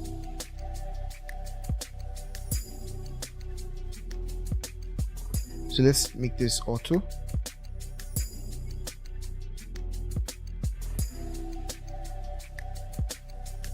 I know this doesn't make a lot of sense, but I'm just going to add the text real soon, and you're going to see what I am driving at.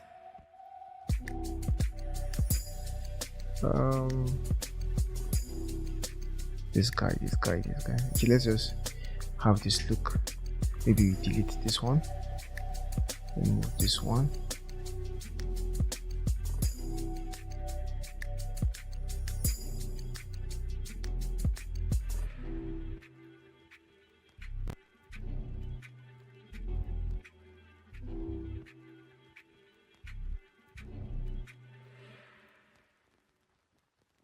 we're taking too much time here. I don't intend to take so much time, so I'm just going to go with this and maybe this and then hit OK. Perfect. Now what I want to add to this, I know it looks very weird, but what I want to add to this is the word broken. So broken. Perfect. So now it's just like our guy is broken, right? So that's what I wanted creating. So what I will do also is select this, Ctrl X to cut them and have them behind our guy.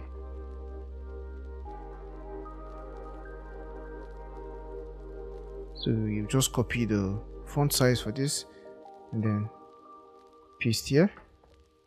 Perfect. And you can bring KEN behind him and maybe even bring E and N on top, or E on top of him, right? So I'm just going to, let me just select E and N. So cut, take K back, and then E and N on top.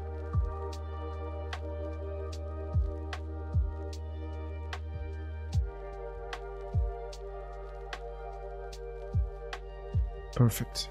So this is the look I am going for. So I'll just select everything and move them in place.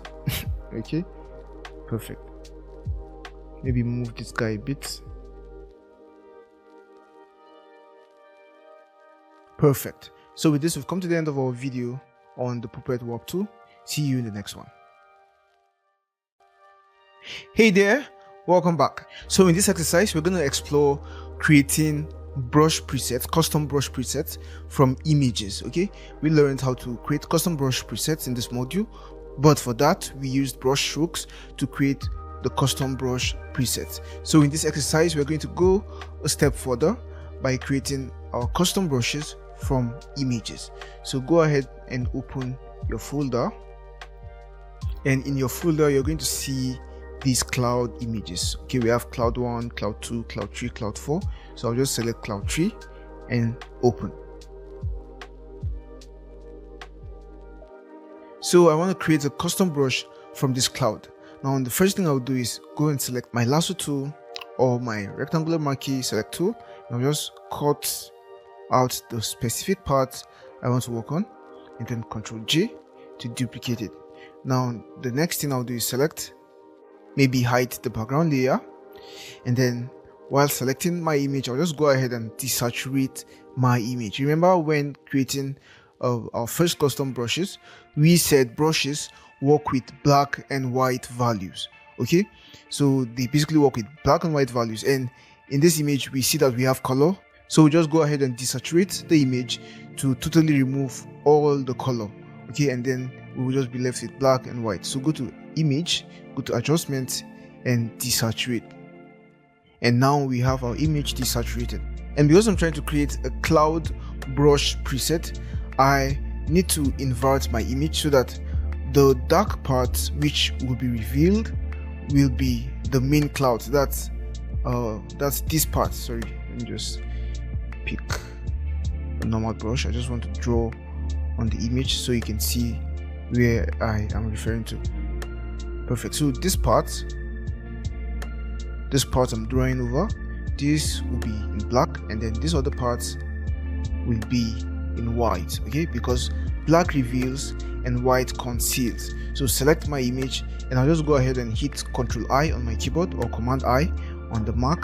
So Ctrl I to invert my image. So we have the darker part being the clouds, and then this other clearer part is white. Okay, so what I want to do next is just try to make my white even whiter so that we get a better result. Okay, so I'll just Ctrl L to bring up the levels, and then just click on this handle and then bring it down to the left hand side, and we can see right away that we are making our bright parts even brighter. Okay, so we don't want to overdo this because it's if it's too much, it starts to create really sharp edges along the black parts. Okay, so we just want to do this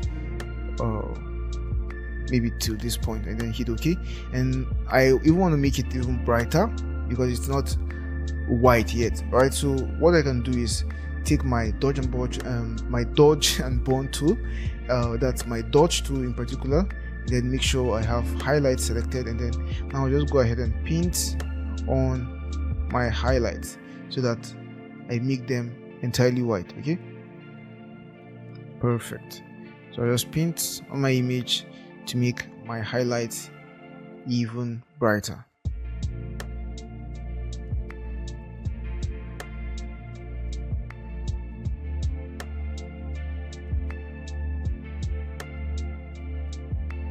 Perfect. Now we have white and dark. Okay, and I don't want to make this entirely black because we want our clouds to have these details we can see here. Okay, so if we make it completely black, it's not going to have these cloud details we are seeing here. Okay, so we just have to leave it like this, and then select and go to edit, then define brush preset.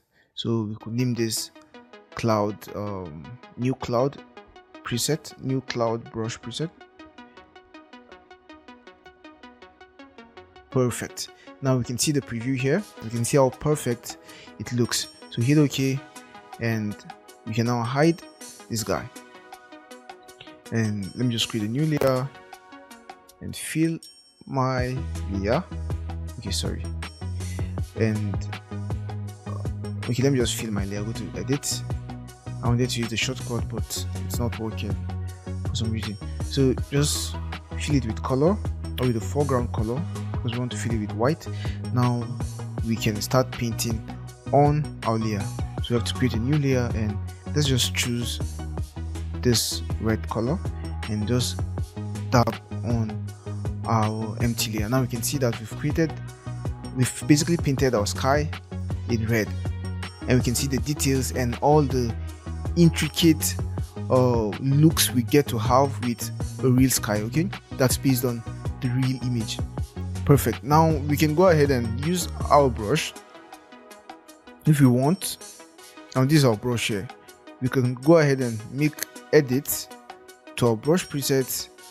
Okay, now I'll just enable the shape dynamics and also the scattering. So for shape dynamics, I'll just increase the size jitter, okay, so that we have multiple or varying sizes as we paint. Okay, perfect. Now for minimum diameter, I'll just leave it like this, and then angle jitter, I'll increase it so that we have varying angles. Okay, perfect. And for scattering, I think scattering, we should just leave scattering the way it is. So I'll just go right to my folder. I'll just open my folder and then bring in this image, this eyes image. Click and open. Perfect. Now I want to use this brush to add fog to my image. So I'll just hit I. For my eyedropper tool, I'll sample this color close to white, and then just create a new layer and start to paint. So I'll just make this smaller, and I think I should also enable the transfer, okay, the opacity jitter, so that we get varying opacities. Perfect. Because it's a fog, it's fog we are creating, so of course fog is not a solid white color, right? So we just want to add fog to this image like this. Perfect.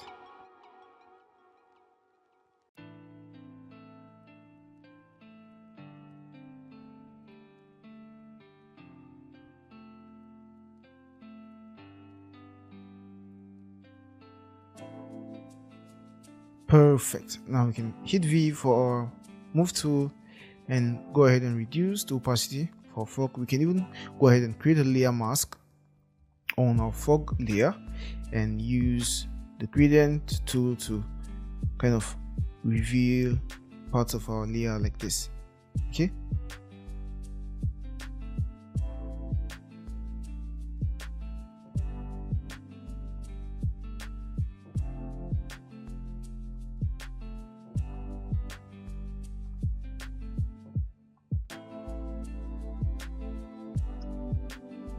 So we can see that we've created a realistic fog using our brush. We can do even more, really. We can do even more. Let's hit X to so we can reveal some of the guy here. And I'm just going to hit X back to enable me furthermore hide some parts of my image here, of my guy here. Okay, perfect. So maybe I increase the opacity a bit more. Okay, so this is realistic, this is good. Now I know this is not a big deal, this is not a super complex project, but the idea is we were able to create a custom brush and even use it on a project. Okay, and we can even go more. Let's say we want to do something else, right? So let's just select the both of this and then Ctrl G, unlock my layer first. So Ctrl G to group, or Ctrl G first to duplicate and then Ctrl G. So we have this guy's here, and then I'll just delete this one. And for this other one, I want to create something else, something different. What I want to do is I want to go ahead and create a background first and take the background below my layer here, and then I'll just create a layer mask, hit Ctrl I to invert my layer mask so I can hide my image. Now I'm just going to use my brush preset here and start painting on my layer mask. Okay, so I'll just paint on my layer mask. I'm revealing parts of my image so you can see the incredible effect we are getting. Okay, perfect.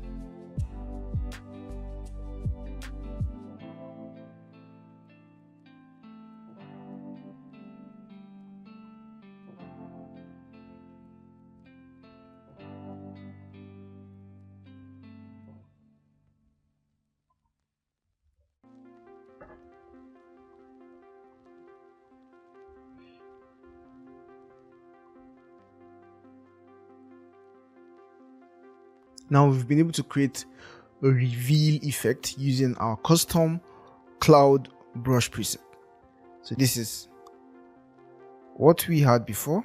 Let's disable this layer mask, and this is what we have now. Okay, perfect. And this is our first project. Sorry, this is our second project. This is our first project where we added the fog, and this is our second project where we did the reveal. Okay, perfect. That's it for this exercise. See you in the next video. Bye. Hey there, welcome back. So in this video, we're going to learn how to get extra brushes from Adobe for absolutely free. Okay, so this is included in your Creative Cloud subscription. All you need to do is to have an active Creative Cloud subscription and you have access to these extra brushes. So all we need to do in order to get access to these brushes is just come to our brushes panel and then click on this hamburger icon and go to get more brushes. So if you click get more brushes, it's going to open the Adobe website and you'll be able to get these brushes. Okay, now these brushes are really incredible brushes. They are industry standard brushes, and in the past they used to be paid. Okay, you need to have to buy them because they were created by a specific guy. His name is Kyle Webster.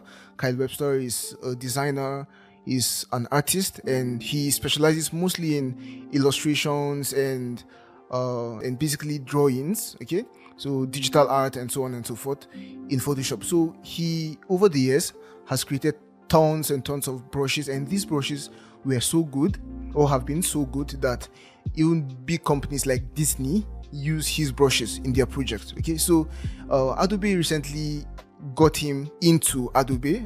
Okay, so his brushes now have been added to Adobe's libraries, so you don't need to buy his brushes any longer. You can get his brushes for free here. Now these are all his brushes. These are all his brushes. Okay, there are tons and tons of them. Now we're going to just download some and try out.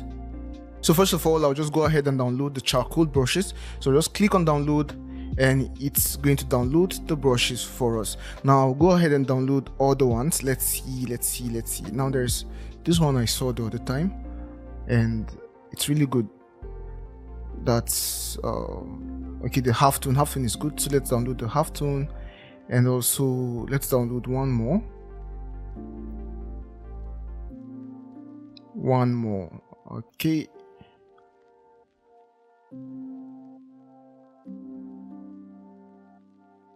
so let's download the Sparta brushes. So let's just go down a bit and see. So I can't find them here. Let me start from up. So these are the Sparta brushes. So just click on download and it's going to download the Sparta brushes for you. Now I'll just go back to Photoshop, and all you need to do right now is just click here and then import brushes. Let's select the charcoal for now and load. Perfect. Now we're going to just look at some of the things we can do with this charcoal. I'm going to create a new document, 11 by 8 inches, landscape mode, 300 resolution, and then hit create. I'll just go ahead and select or open my charcoal brushes and start seeing what I can do with them. Let me just boost up the size, and when I pinned, okay, sorry, it's at black right now, it's at white.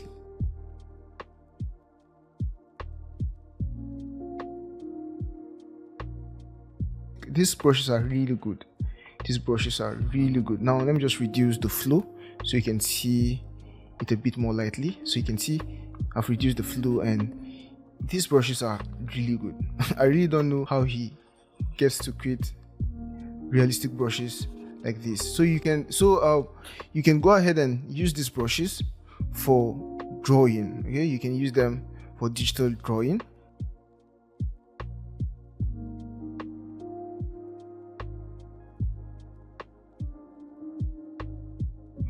And the results are usually outstanding.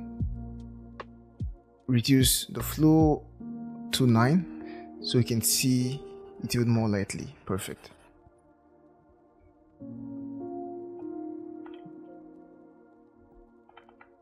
So you can see what we get, really realistic, perfectly realistic. And the larger the resolution of our project, of course, the more of this we get to see. Okay, I'll just go ahead and create a new document. I think I've exhausted this one. So span a bit, and let's try creating something and shading using our charcoal brushes. So shade, now I'll just reduce my flow to say 12 and start shading. Now you can see that we are shading in our shape. Now it's not perfect because we are going outside the box, but of course this is something we can fix, right? So I'll reduce my flow a bit more to create even smoother blends, right? So you can see what we are now achieving just with this brush.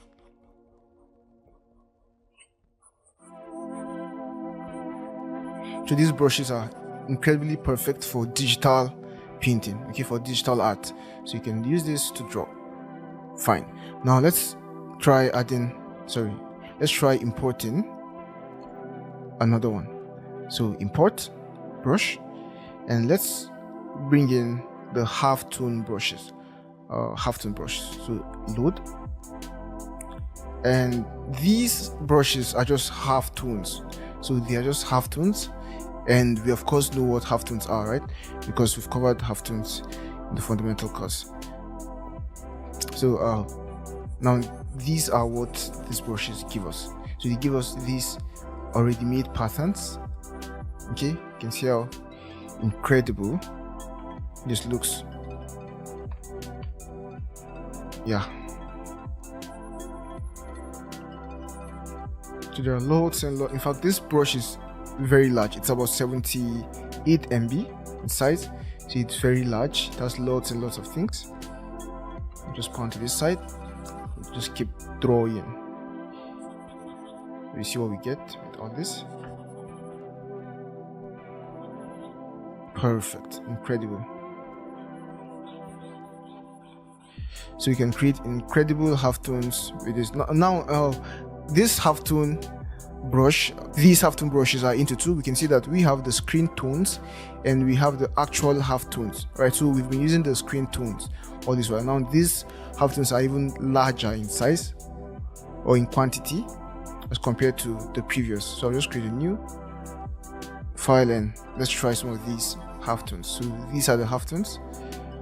These are the halftones.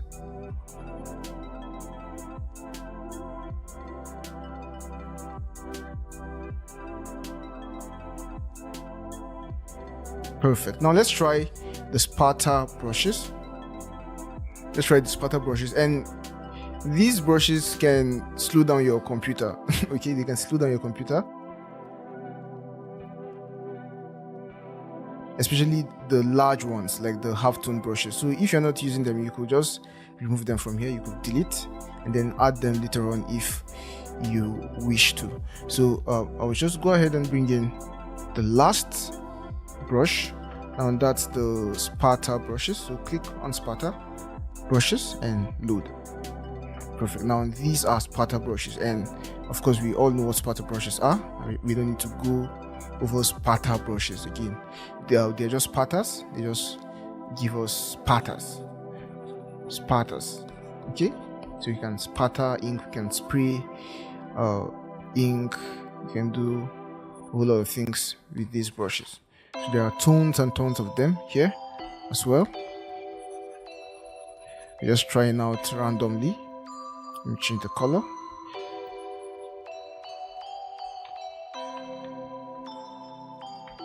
So I'm using my drawing tablet, and my drawing tablet does has a lot of keys. So whenever I mistakenly hit the tab key, you see that it goes to full screen mode. So that's why it keeps going to full screen mode. Now we can see that our blend mode is okay. Our blend mode was actually set to multiply. I don't know how it came back to normal. So I wanted to take it back to normal, but we can see that it's now set to normal. So just keep painting.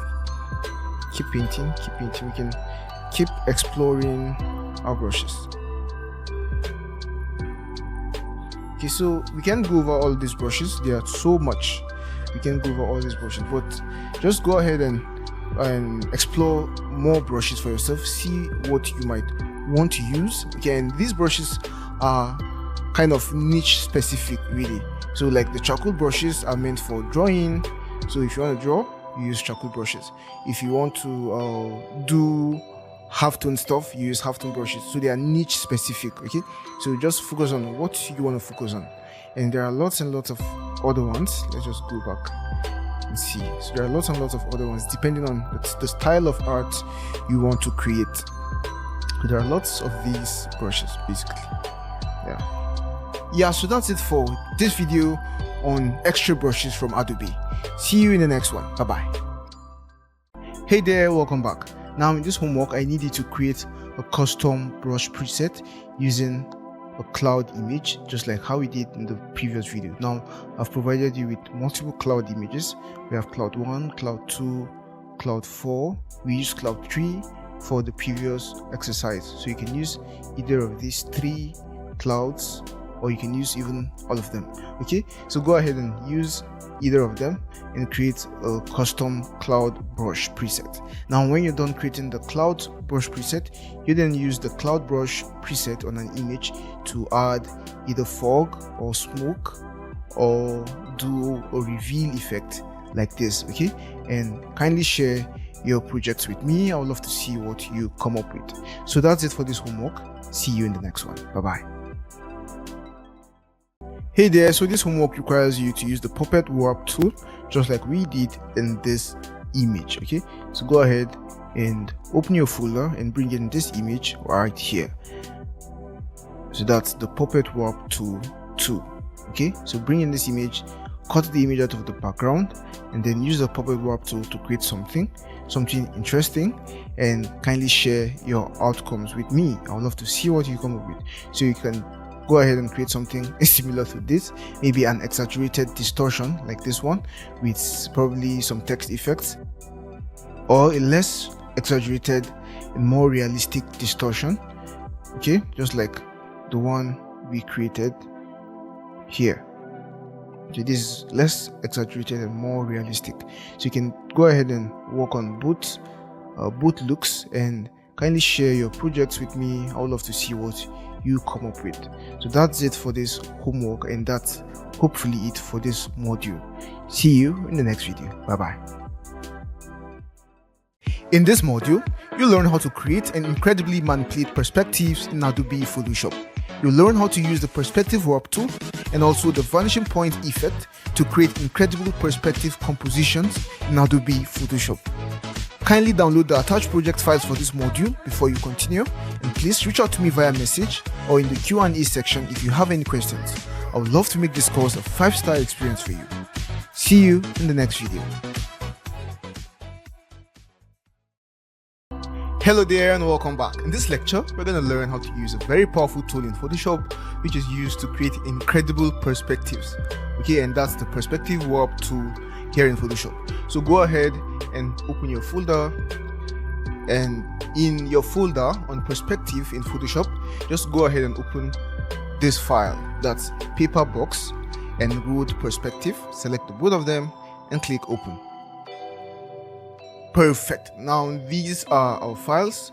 Now you can see that the paper box is just a PNG image of this paper box, okay, and it's meant to be in perspective. It's meant to be organized or cool. You get, but we can see how distorted or will I say how ugly looking it's looking. Okay, so we're going to fix this in Photoshop. Now just click and drag into your road perspective image, and I'll just make this a smart object. So convert to smart object and then we scale so that we maintain our quality and all our changes are done non-destructively. Perfect. Now just scale it down to the size or to this size. Perfect. Now just Control 0 or Command 0, and now we can see how it's looking, right? It's not looking great. It's not aligning with the perspective of our road here. Okay, now this is not the compositing video, so we are not going to go in and try to make everything look perfectly realistic, but when we come to compositing, we're going to learn even more. So this is just an introduction to perspectives in Photoshop.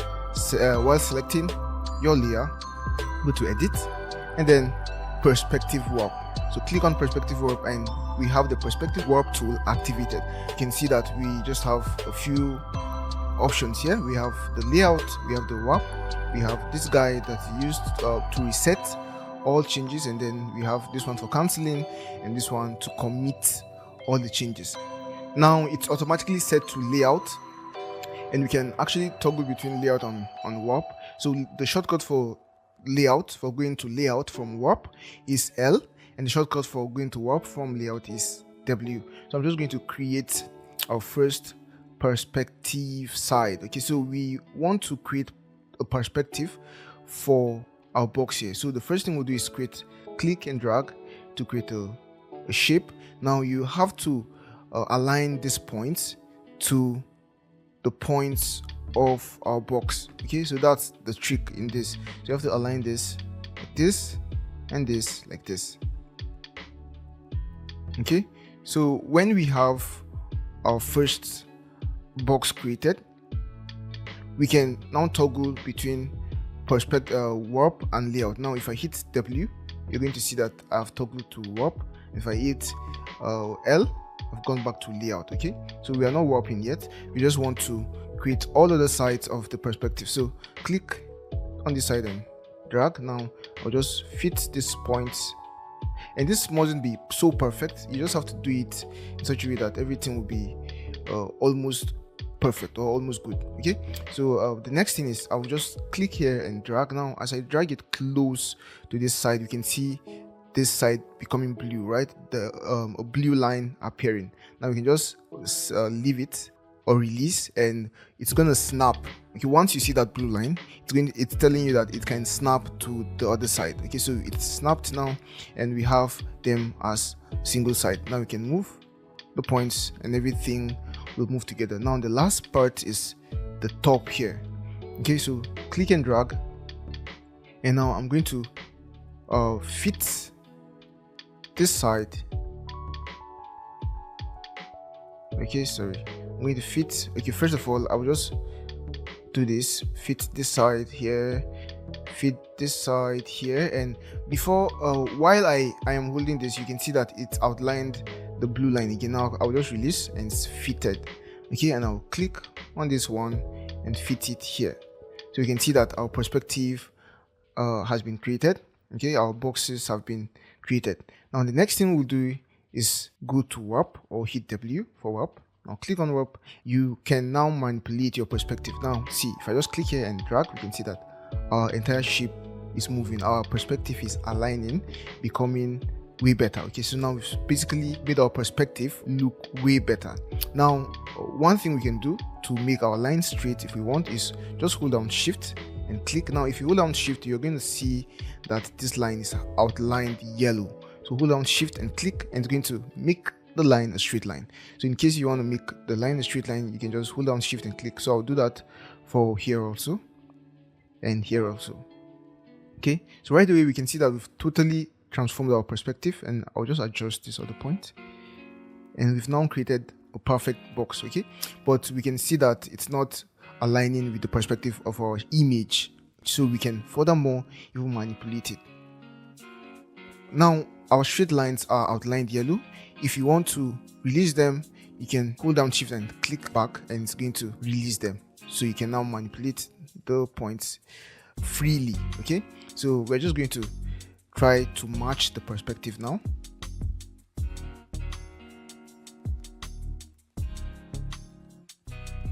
So we're just trying to match the perspective with the perspective of our image here.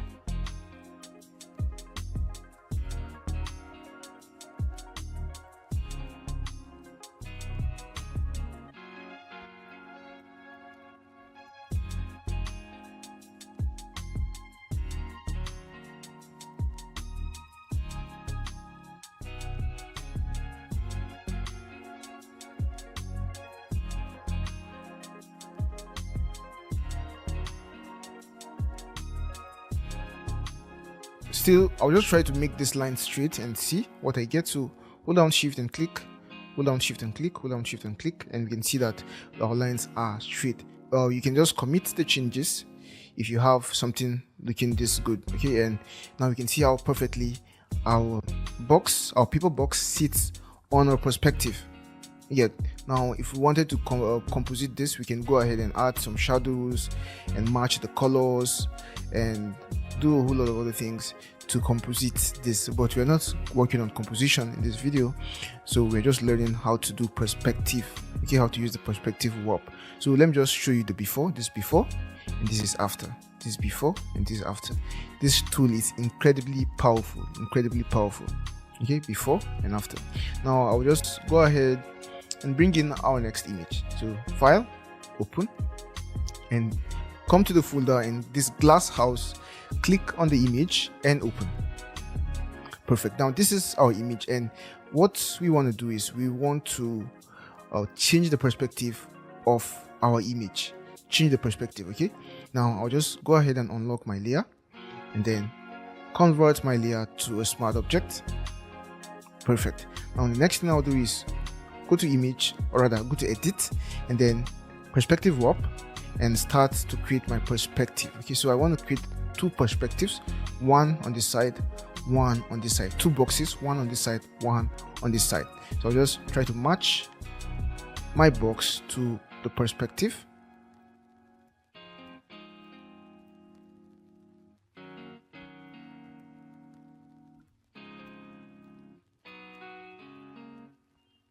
Good. Now we can see that our image has some straight lines, and we can use this as a guide. Really, we can just make sure this line aligns to this line, okay, or this line is parallel to this line.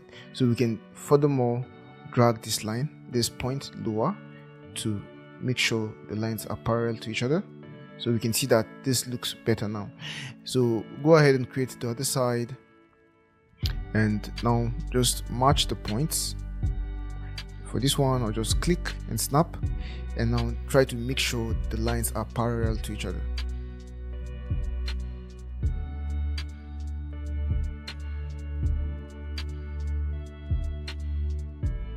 Perfect.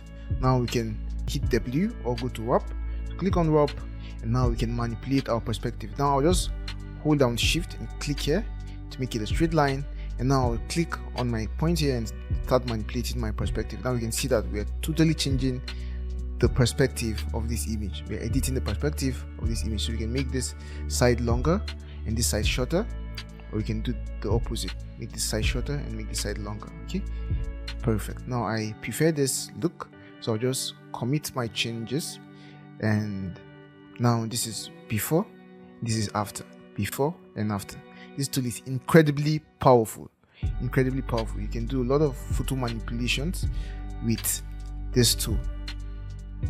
I'll just duplicate this, delete the effect, so I can have a clear image. Okay, and then for this one, I'll just go ahead and rasterize the image, or rather apply the change, you get. And now I want to now fix my sky. We can see that the sky is not looking good, so we'll go ahead and fix our sky, and we can do this using just our clone stamp tool. Go ahead and pick the clone stamp tool, hold down Alt and sample. Okay, hold down Alt and sample, and now we can now paint.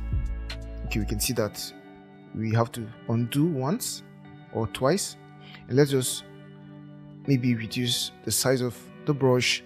Hold down Alt and sample, and now I'll just paint. Hold down Alt and sample, or paint, sample and paint, and I'll just keep doing this.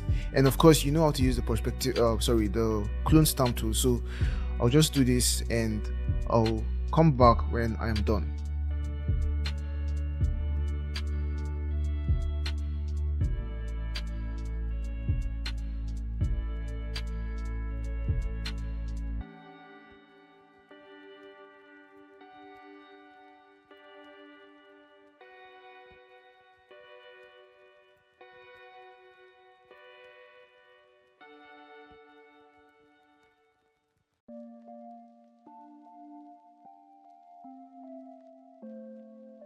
Perfect. So as you can see, I have fixed the sky and our image looks just perfect, even though the fixing isn't just too perfect, because there are some imperfections here with the cloning, but this is just a quick fit to show you how to use this tool in the quickest way possible, so you can go ahead and make sure yours is neater. Now I'll just hide this to show you the before, and unhide this to show you the after. Before and after. Perfect. So this is what we get with the perspective warp tool. So I'll just go ahead and save this so that you can have access to it in case you're having any difficulty. So save, and also save this and save. Perfect. Yeah, so that's it for this video on the perspective warp tool. See you in the next one. Bye bye. Hello there and welcome back. In this lecture, we are going to use the knowledge we've acquired on the perspective warp tool to realistically place our logo on the ground. Okay, so go ahead and open your file. Okay, now in the perspective in Photoshop folder, you are going to see this image, this tiger image. So click on this tiger image and click on this street perspective one. Okay, so click on both images and open. Perfect. Now we're going to place this tiger image in this perspective, okay, in a realistic way. Okay, and we've learned how to do similar stuff that's in terms of blending our image to look very realistic. So that's one of the things we're going to do also after fitting the image into our perspective. So select the image and drag it into your street perspective one, and the first thing I'll do is right click and convert to a smart object to maintain our quality, and also to make sure that our changes are added non-destructively. So I'll just scale it up and hit OK. Perfect. Now our image is not too large in resolution, but we're going to use it anyways. Now the first thing we want to do is go ahead and bring in our perspective warp tool. So select our perspective warp tool, and we're going to create just a box that fills our tiger image. So our box will fill our tiger image just perfectly. Perfect. Now from here on, we can go ahead and warp, and now we will now fit our image to the perspective. So we can just use the lines of our existing image. Okay, So our existing image has these lines, so we can just go ahead and fit our tiger image or tiger logo to our existing perspective, so we can see these lines, right? These pavings, okay, these concrete pavings. We can see the lines, we can see the perspective using them, so we can align our image to the perspective of the concrete pavings. So this looks okay and this looks okay. So basically we've done the placement, so we can commit our changes. Perfect. Now we've done the placement and we can now blend our images. Okay, so the first thing I'll do is just create a duplicate of this, maybe hide it, and let me just see the before and after. So this is before and this is after. Before and after. Perfect. Now I'll just rasterize this image. So rasterize, and I'll just create a duplicate, Ctrl J, and name this dark.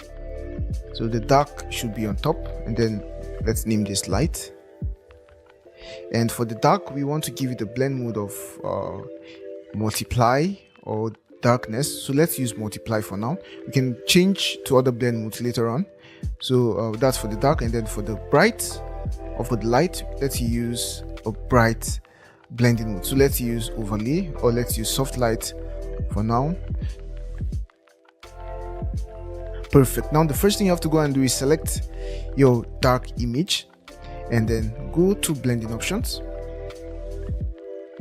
and I'll just zoom in here a bit and pan.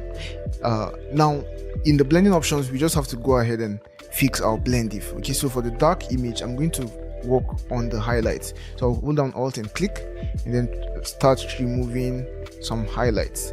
Okay, and I'll also take this other slider to the left hand side. So I'll do this for the dark image. Okay, and hit OK. And for the light image, I'll do the opposite. I'll go ahead and work on the dark parts. Okay, so click Alt, separate them. Click Alt, separate them. Oh my god, why it's so click Alt and separate them like this, and just work on the bright parts. Perfect. So I'll just hit OK, and let's go ahead and try a different blend mode for our bright image.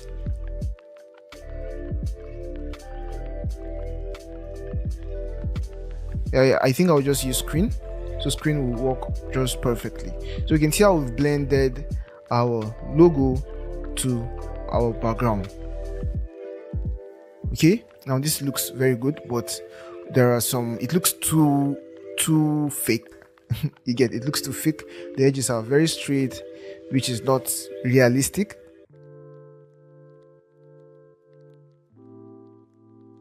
So we can select the both of them, and first of all, maybe reduce the opacity a bit. Okay, reduce the opacity to say 91. Okay, so that's the first thing we'll do. Next thing is we'll go ahead and bring in our grunge image. So this is our grunge image, and we used it in one of our old videos.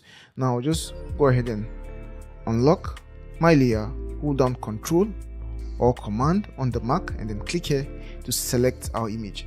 Control C to copy it, and I'll go back to our perspective, and I'll just select both of them, Control G to group them, and I'll just create a layer mask for the group. Now I'll hold down Alt and then click inside and Control V. Okay, so I've pasted this, and I'll just scale it up a bit to fit the area of my logo. Perfect. So I think this will do. This should do. So I'll just hit OK to commit the changes, and I'll just hold down Alt and click back on my layer mask, and you can see that it has basically maxed out our image. All we need to do right now is first of all deselect, and then select our layer mask and Control I to invert the masking. Okay, so we can see that it looks way better. Now if I hold down Shift and click here, we can see the before, and this is after. So before, you can see how straight the lines are without blemishes, and after, we we can see that it looks more realistic. And we can go even further. We can maybe take our brush tool, and we could use the brush we created from the clouds. I think that would do a better job. So we could use that particular brush. So we can see that it's the one selected here, right? So I'll just increase the size a bit and start painting, and we can see that it has these variable sizes, not variable sizes really, that's what do we call this, size jitter. You get, so size jitter is active, so the size of our strokes change every time we paint, so we get a lot of variations with this. So it's making our work even better. Okay, it's making the blending even much more realistic.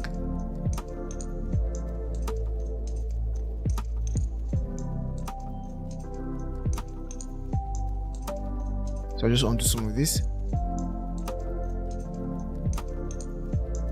and I think I'll just hit X to be able to pin back some of my pixels. Yeah, I think this is okay. Basically, I think this is okay. So I can just go ahead and hit V and marvel at our incredible creation. So we've been able to blend this so perfectly on the floor using our perspective warp tool and using our blend if and blending options. Okay, so that's it for this exercise, and see you in the next one. Bye bye. Hello there and welcome back. So I'll just go ahead and close this image. First of all, save it, this project from the previous video. So save it street perspective. So I'll save this and close these other images, so we can go ahead and start creating more advanced perspectives. So close and open our folder. So right in our folder, in our perspective in Adobe Photoshop folder, the first thing we'll do is select our complex perspective image 1. So complex perspective 1, select this image, and then go ahead and select our next image, which is the tiger image. So click on the tiger image, click on the tiger image and open. Perfect. Now we are going to work on this complex perspective. Now we are not going to be using our perspective warp tool, even though it's also possible to use this tool, even though it's going to be too complicated. So we are going to be using a more advanced tool. Now this is a filter, and it's called the vanishing point filter. Vanishing point. Now let's go to filters and vanishing point. Now this is the filter. So first of all, I'll just unlock my layer, and then go to filter and vanishing point. Now this new window will open, and we are now required to create our perspective, just to map out our perspective. So we have our tools here. We have the perspective tool here, the perspective plane tool here. So create plane tool here. We have the move tool or select tool here, but we have to create a plane before these other tools will be activated. Okay, and we have the grid size and we have the angle. Now the grid size is the grid size of our perspective plane. You get. So while selecting our create plane tool, I'll just go ahead and click, okay, and then click and click and click. Perfect. So with this, we've created our first plane. Now we can zoom in by using the zoom tool. So we can hit Z and use the zoom tool, and then just zoom in to see how well we've created this perspective plane. Now I'll just go back to my create plane tool, and now when we come here, we can, or rather I'll go back to my edit plane tool, not create plane tool. We can go ahead and move our perspective like this, our plane like this. Okay, but we want to just align it to this line here. So we want to click here and try to match it. So we can see that we can actually try to match it more properly with this. Now we can use the mouse wheel to scroll up and down. We can move with this. Now let's just try doing something. Now when I edit my perspective like this, you see that the line turns red.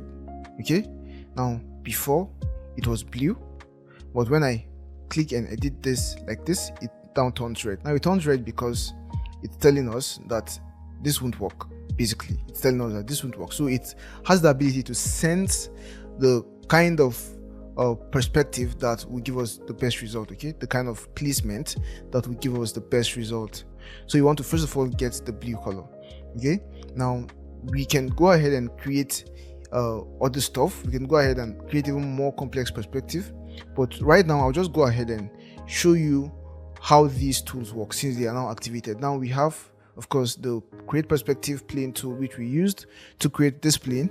We have the edit plane tool, which we use to manipulate or edit our plane, and we also have the marquee tool, which we can basically marquee select, okay, on our plane, and we can add to our selection, that add stuff into our selection, or we can even paint on our selection. Now we have the stamp tool, which is basically a clone stamp tool. We have the brush tool, which we can use to paint. Now we can see that we are painting in our selection, okay, in our selection. Perfect. We also have the eyedropper tool, which we can use to sample stuff, to sample colors, and we have the move tool, which we can pan, and we have the zoom tool, which we can zoom with. Okay, and basically that's it. So for the tools you select here, you get some options up here. So the next thing I'll just do is undo some of these things I did so that we can do even more serious stuff. Now I'll just go ahead and select my create perspective plane and even create more planes. You get, so I want to create another plane that goes down, okay, and I want to create another plane that goes up from here, okay, and I just want to create as much planes as possible. Now while selecting, I'll make sure my existing plane is selected, and I'll just go ahead and pick the create plane tool and come here. I'll just click and drag. I can drag up, I can drag up, I can drag down. You can see that it's automatically creating our plane for us. Okay, we don't have to draw again, but if we want, we can still draw. So now we've created this plane, and let me just go ahead and create another plane on the ground. So click and drag. You can see that it's following this existing perspective. Isn't that amazing? The next thing I'll do is create the remaining planes, and I want to create one up and one like this. Okay, so select my perspective tool and click here and drag up, click here and drag up. Now we fitted everything perfectly. Okay, so I'll just zoom out. And now when you are okay and done and satisfied with everything, that's everything relating to the plane, you can just go ahead and hit OK. So hit OK, and now we have our perspective down. Okay, now the next thing we'll do is go ahead and bring in, or not bring in, just select our image. So hold on Control and click here to select our image. So we want to select our image, so hold on Control or Command and click on the thumbnail of our image to select our image, and you can just Control C to copy our image. Go back and create a new layer. So create a new layer on top of our layer. So this is an empty layer, and we're going to create our perspective blend on this layer, on this new layer. So go back to your vanishing point tool, or rather your vanishing point filter, while selecting your layer 1. Click on vanishing point, and we can see that we still have our planes intact. Just zoom out a bit, or just zoom out, hold on Alt and zoom out. Okay, now the next thing I'll do is Control V. So I can just Control V. Now we have our image pasted. The next thing I'll do then is pick this tool, that's the transform tool. Now this tool enables us to transform our image. Now we can transform our image, and we have to pick this tool to activate the transformation, because if we place our image on our perspective, we might not be able to transform it again without firstly activating our transformation tool. So select your transformation tool first of all, and then now transform, and now we can click on our image and bring it into our perspective, so we can now see how it's aligning properly in our perspective. Okay, our image is aligned properly in our perspective. So go ahead and select your toolbar, and now we can move, and we can even rotate our image if you want. So rotate our image. Perfect. We can scale it up, we can scale it down, we can move it. You see, and it's just aligning perfectly on our plane. And we can even hold down Alt and duplicate our image.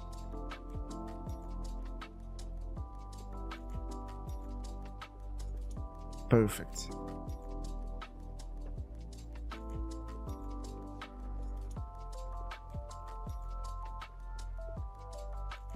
So incredible. This tool is incredibly powerful. So next thing I'll do is hold down Alt and still drag one more copy. We can see that it's not rotated properly, so I'll just rotate it. Well, perfect. And I'll click Alt and drag to create another copy, and maybe scale this guy down a bit and have him here. So hold on Alt and have another copy here, and maybe have a final copy here. Make this bigger.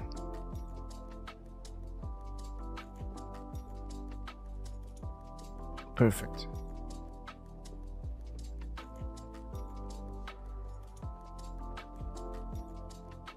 So basically that's what we get. Let me just zoom out.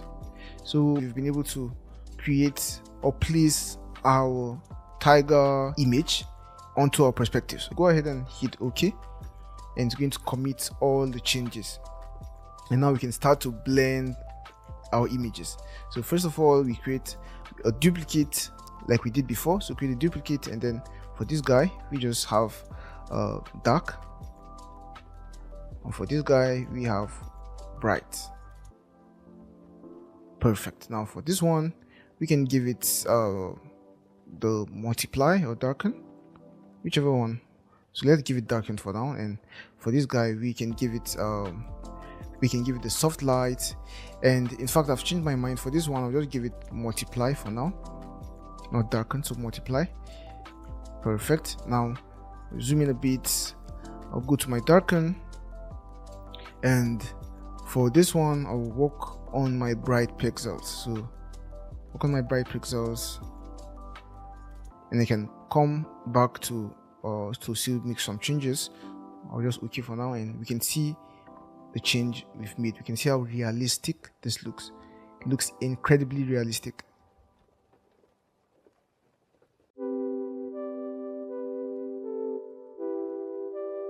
So enable this and go to our blending options, and for this bright we're going to work on the dark pixels.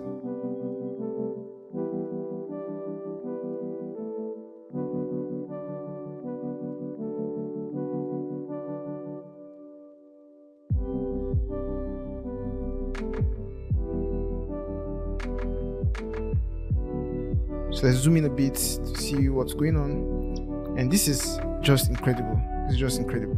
Hit OK, and next thing we'll do is we'll go ahead and do our blending. Right, so go ahead and do our blending. Select the both of them, Ctrl G to group them, and maybe first of all reduce the opacity. Let me just open them and reduce our opacity a bit.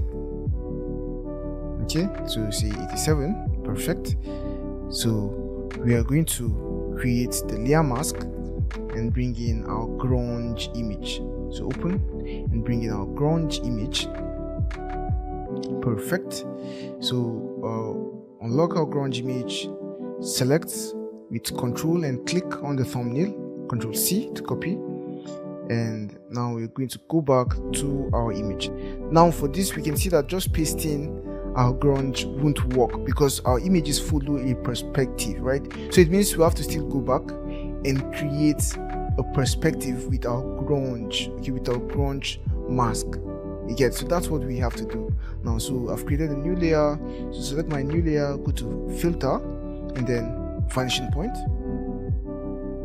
and here we can go ahead and paste our grunge. So Ctrl V to paste, and select the transform tool to activate, and with this we can make it bigger or smaller and just bring it inside. Perfect. Now let's just scale this a bit bigger while holding down Shift. Okay, so scale it, make it bigger. We can duplicate this and have another copy here, just like this. Perfect. Hold on Alt and duplicate another copy. And perfect. So hit OK. And now we have this on a new layer. So just go ahead and hold on Control, click here to select, Control C to copy. Now just deselect and hide, and select my layer mask for my tiger, and hold down Alt and click to go inside. And this time I'm going to Control Shift V, not Control V. Okay, Control Shift V or Command Shift V on the Mac. Now this will paste in place. Okay, so it's going to paste it just like how we copied it from the vanishing point window. Okay, so that's all we need to do. Now deselect, we can deselect and then hold down Alt and click back on our layer mask. And you can see that it has totally maxed out most of our shape. Now while selecting, I'll just Control I to invert and bring back most of our tiger. And let's just hold down Shift and click to see before and after, before and after. So we can see how incredible these changes are. And we can go in and use our brush to make the edges more imperfect and do a whole lot of more other stuff to make our blending even better. Okay, but I'm not going to do all that. I've shown you so much. So now it's your turn to show me what you can create. Okay, so in the next video we are going to take a homework. So that's it for this one, guys, on advanced perspective using the vanishing point. See you in the next video. Bye bye. So in this homework we're going to work with the perspective warp tool. So go ahead and open your folder, and in this folder you're going to use this image, that's the lion image, and this image. So these two images, you're going to open these images, and now all you need to do is blend the lion image on the floor. So you have to use the perspective warp tool to realistically place this lion image or lion head on the ground and just blend it. Okay, so that's it for this homework. It's really simple. So kindly share your projects with me. I would love to see what you come up with. See you in the next one. Bye bye. So in this homework you're going to work with the vanishing point perspective filter. So go ahead and open your folder, and in your folder you have these images, this watermelon pattern, this leaves pattern, you also have this cactus pattern. You have all of these files in your project folder. So what I need you to do is go ahead and open all of this and create and use the perspective, the vanishing point perspective filter to work on this image. Okay, to work on this image, you could get a more complex image or a more challenging or more interesting image if you can. Okay, but the most important thing is for you to use the vanishing point filter or perspective tool, which we covered, to go ahead and create a perfect blend, a realistic blend of these patterns on this image or on a better image. Okay, so basically that's it for this homework. See you in the next one. Bye bye. In this module you'll learn how to create stunning 3D effects in Adobe Photoshop.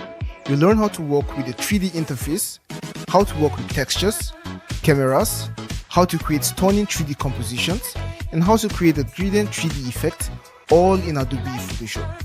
Kindly download the attached project files for this module before you continue, and please reach out to me via message or in the Q&A section if you have any questions. I would love to make this course a 5-star experience for you.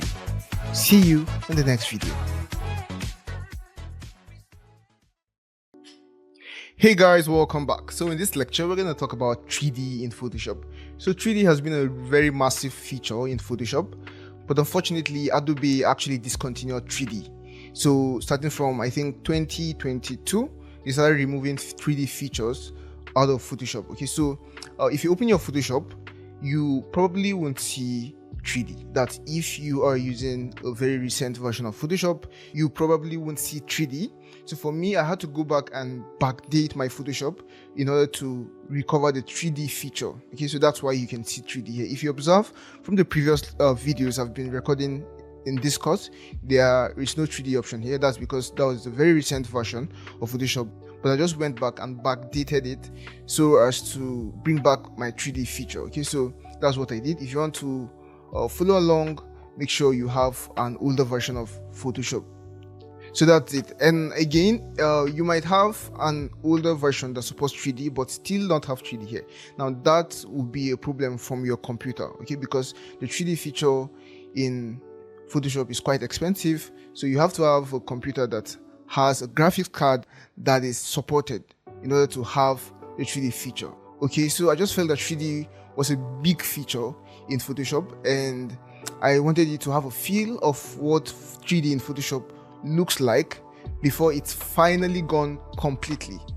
And yeah, since there are older versions of Photoshop with 3D, I just felt why not cover it anyways, since you will still have access to 3D if you backdated your Photoshop. So that's why we are covering 3D right now. Okay, so what is 3D?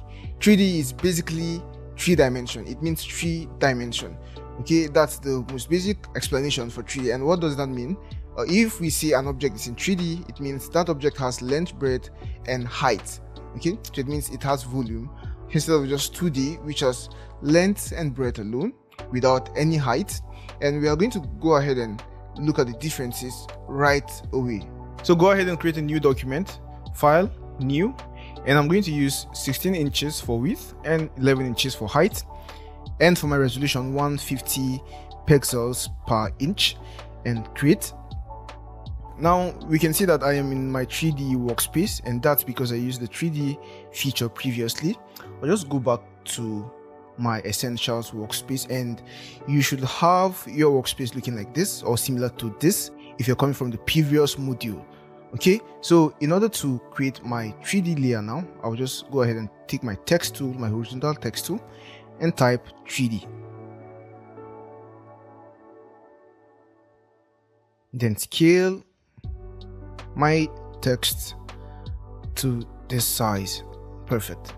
Now there are several ways of creating your 3D layer, and for text layers it's even more interesting because there are more ways of creating 3D from your text layer. So for your text layer, you can select your text and go to type, menu, and then extrude from 3D. It's going to create your 3D layer.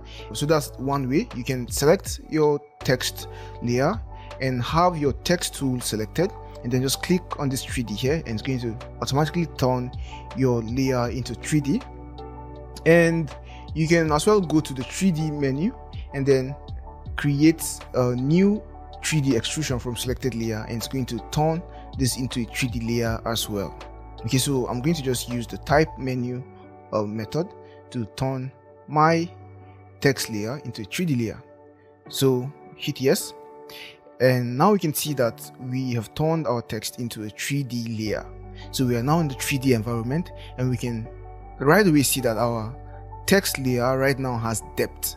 We now have depth, not just length and breadth. So we have depth added to our image. So right on top here, we have what we call the 3D modes. Now these are the transform tools. Okay, we can use these tools to transform our 3D object and our environment. And we have the 3D layers panel, which shows us all the layers in our 3D scene. Now I'm just going to come here where it says 3D, that's the 3D text layer, and then just close it by clicking here.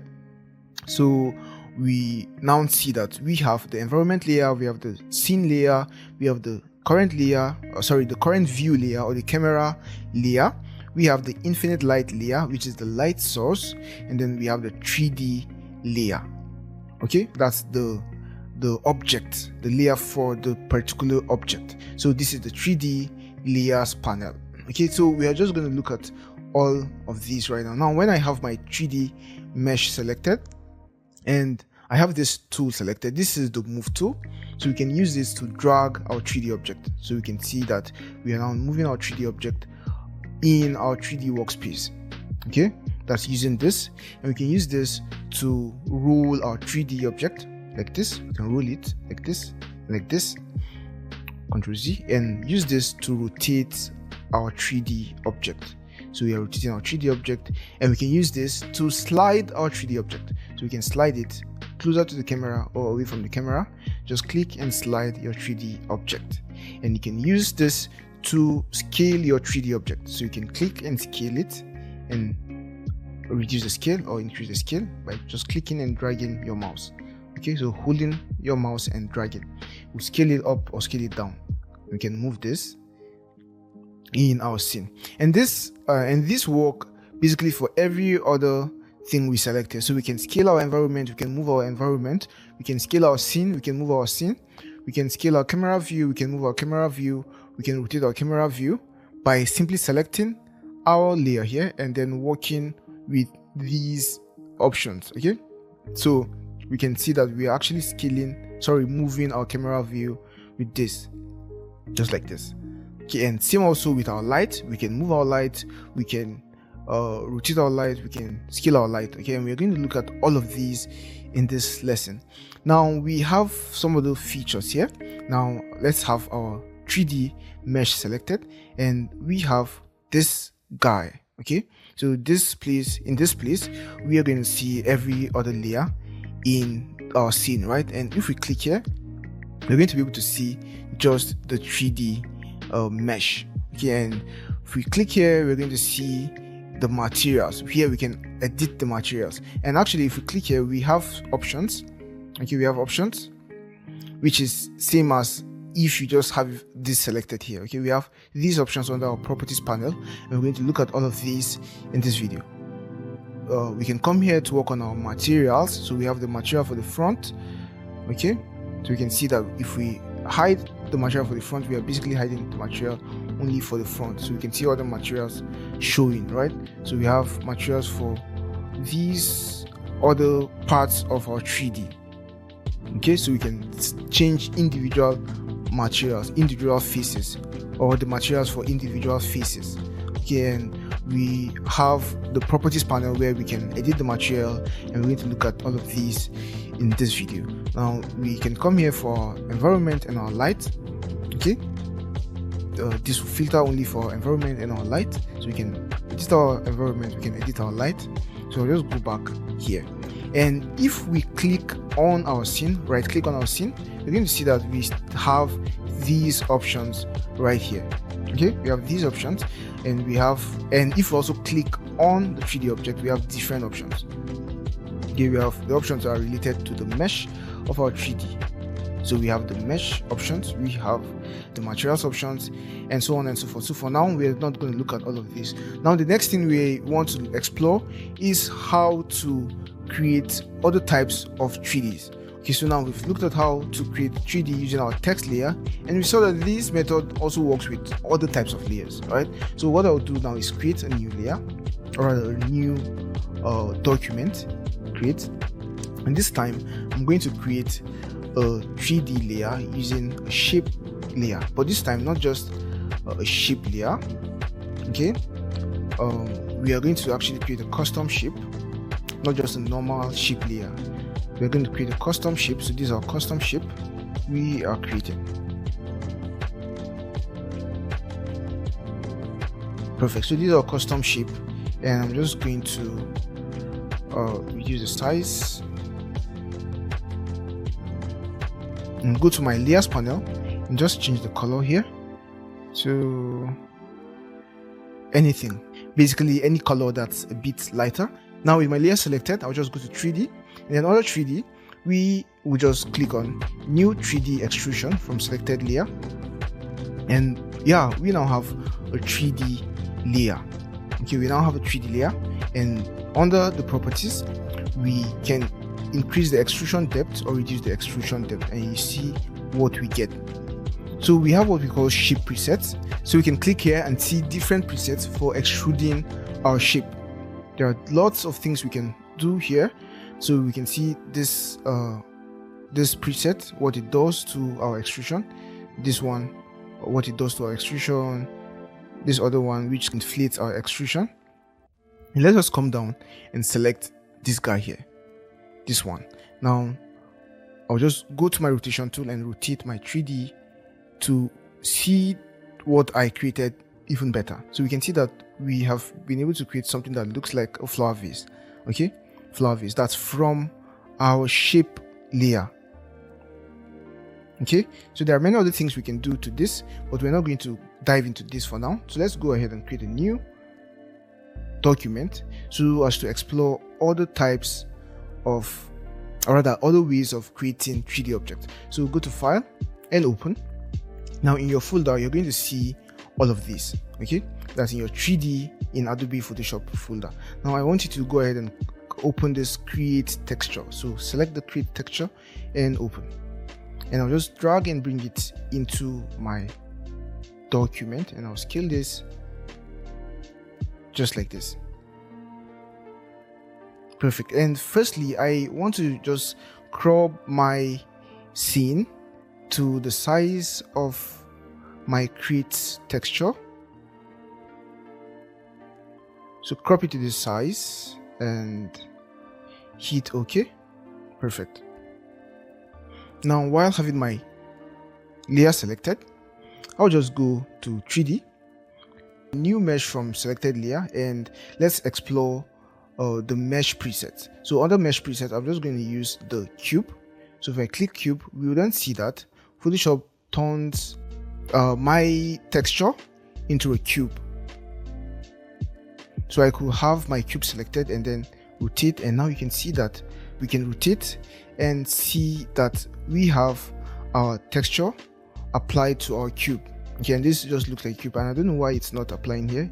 It should also apply to other parts of the cube. Okay, so I can just try this one more time. So I'll just delete this and try to do it one more time. You click and drag in place and just rescale this.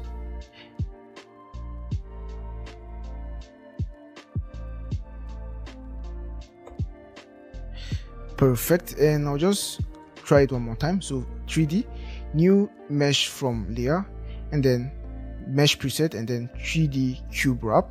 So 3D cube wrap. Yeah, and now we can see that it has applied our 3D, or rather our Create Texture, all around our 3D cube. So from the last time, what I did was I selected 3D cube. So that was the mistake I did. I selected 3D cube instead of 3D cube wrap.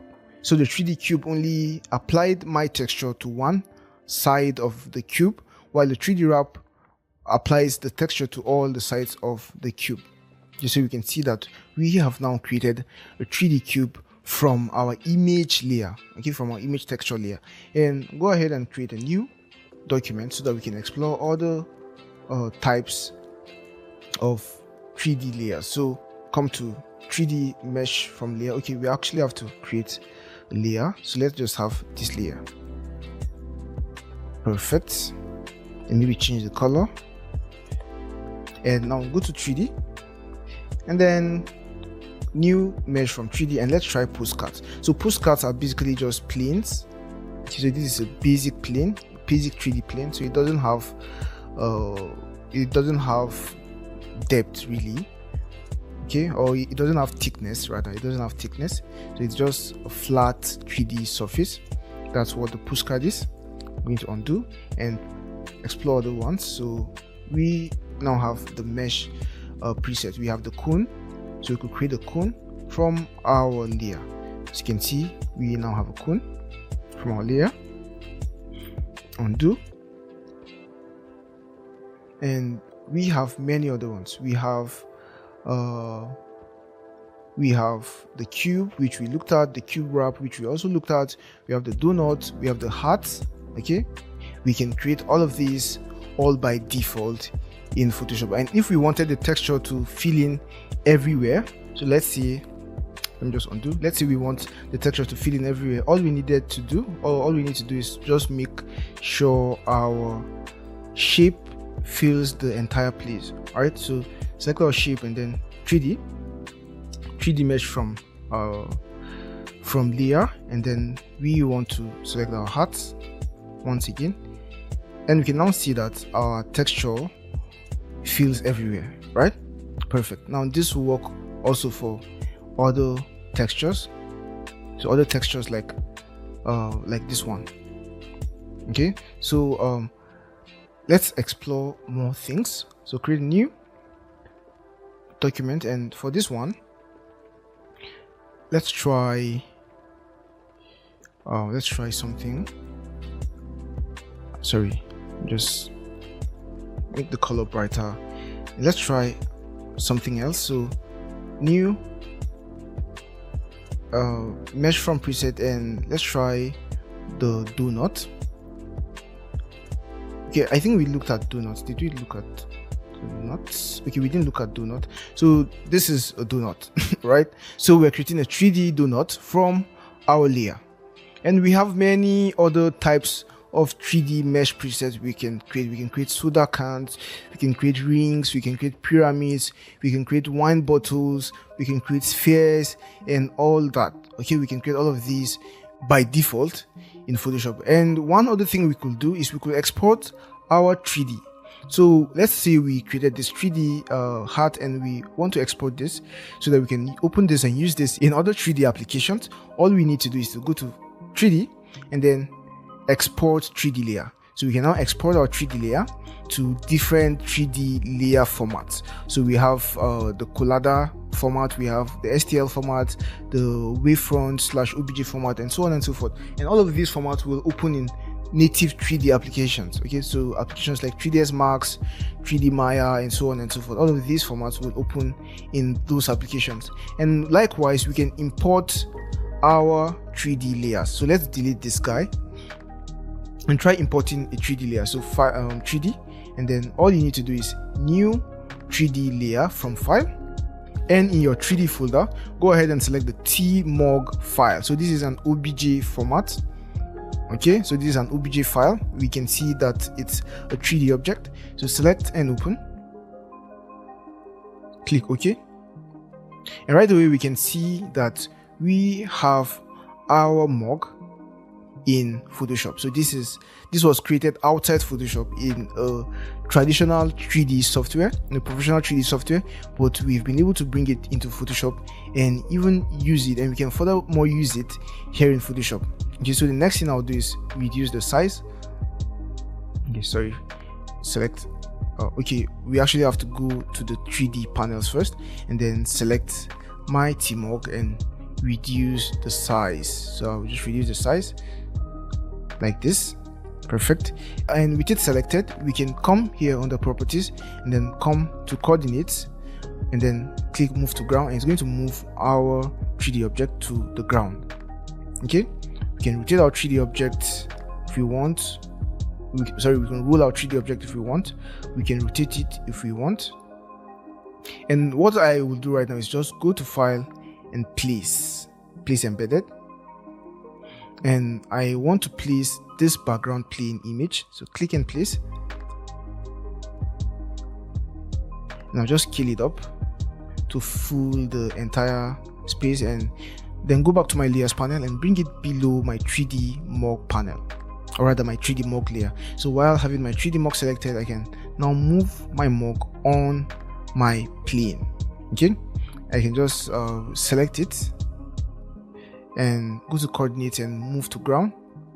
We can see that this is the ground plane. So what I would do right now, since it's not sitting well, I'll just select my scene, okay, and then try to move my scene. Okay, so I'm adjusting my scene right now, so it's so that it sits better on my scene. Okay, perfect. So we've moved our scene and we have our mog sitting properly on our scene. I'll just scale it this time. Just scale it up and maybe change the rotation.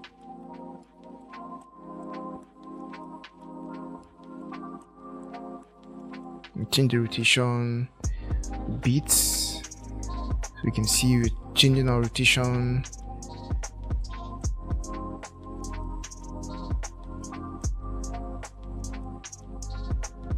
Move to ground, and yeah, I like it this way.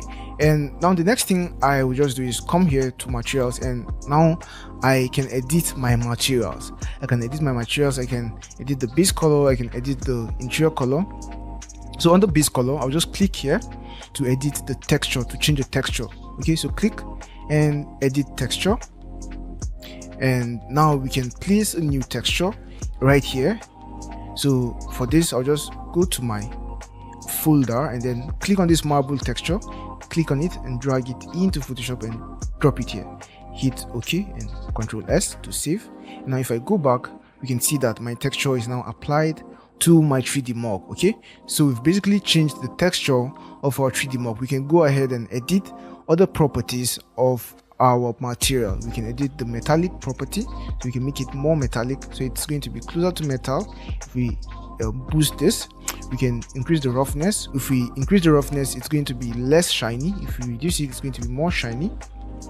Okay, so the height, the opacity, if we want, so we can see that we are basically making our object look like glass.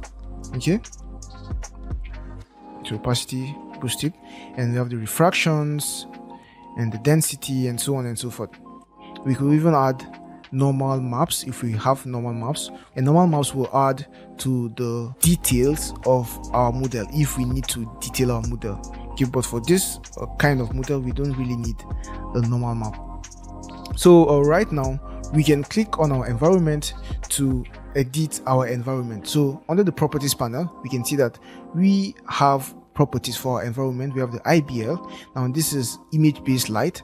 Now this is the light which it uses to lighten up our object, okay, to create the reflections and the refractions on our object. And we can change this light to the current scene we have here, okay, so that it carries the reflections of our current scene. So we can just click here and edit texture, and now we can see that this is the file it's using to create the reflections and refractions on our object. So I'm just going to bring in my background, to drag it and drop it here, just scale it like this. This is perfect, and I'll just hit save, Ctrl S, and go back. So now we can see that it's now taking reflections from our image, from our background. So we can go back to our material to select your thick mug, and then go back to materials, and with this material now we can maybe reduce some of the metallic properties and maybe increase the roughness a bit to reduce the reflections. Okay, to reduce the reflections, and we could even work on our shadows. So for our shadows, we have to go back to our 3D panel. We have to select our infinite light, and now under properties, we just need to go to coordinates and start adjusting our shadows. So we can see that our shadows are being adjusted.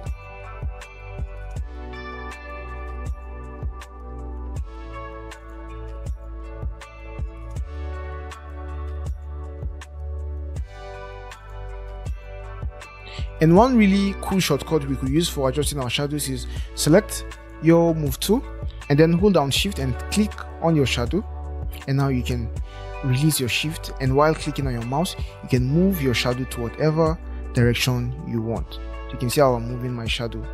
Okay, so I'll just move my shadow depending on my image normally. Now if we render our image, we're going to have a more realistic look, and the reflections and refractions will all relate to our background. Okay, so if we wanted to render, we can just click on this button here, and you'll actually find this button in every property. Okay, so let's say we have our mug selected, you find it here, you find it under coordinates also, you find it when we have our scene selected. Okay, so we can just click here and render our image, and rendering will take some time depending on your computer, depending on your scene, depending on a lot of other things. Okay, so rendering will just allow Photoshop to do its calculation and give us a very realistic image. So that's basically what rendering does. Okay, and we can see that our shadow is a bit not nice. Our shadow is too sharp. So in order to edit that, I'll just hit escape to cancel my rendering. And now this is the progress so far. So I've cancelled the progress, I've cancelled my rendering. And while selecting my light, I can go ahead and increase the softness of my shadow. So I can increase the softness of my shadow Okay, and we can now see that our shadow looks more realistic. It's more soft right now. So if we render it this time, it's going to look even better. Okay, so that's how to superimpose our 3D object in a background. So we can do this for basically every other 3D object right here. Okay, we can do this for every other 3D object right there. For this one, I'm going to go ahead and place an image, a background. So we're going to place this image, the street image. So place, I'm going to scale this up.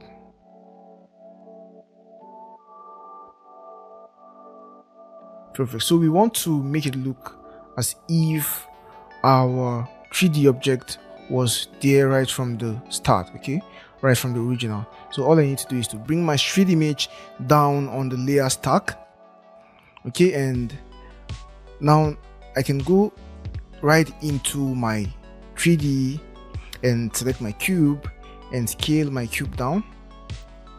Okay, scale my cube down, rotate the cube and bring it down, and I'll just go to edit and reveal all, sorry, image and reveal all, so as to see everything. So I think this will be better.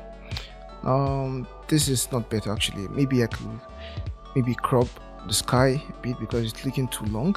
So this looks better. Perfect. Now I'll just go ahead and try to make my cube look like it's originally on our image. Okay, perfect. So first thing I'll do is select my cube and just go to coordinate and move to ground so as to see the condition of our ground plane. Now let me just take my scene and let's try to adjust our scene. Okay, let's try to adjust our scene and see. Cancel. Oh wow, okay, sorry about that. So let's select our scene once again, go to coordinates, let's just try to adjust our scene properly. Okay, sorry about that. I think we have taken our object. Okay, let me just reset this.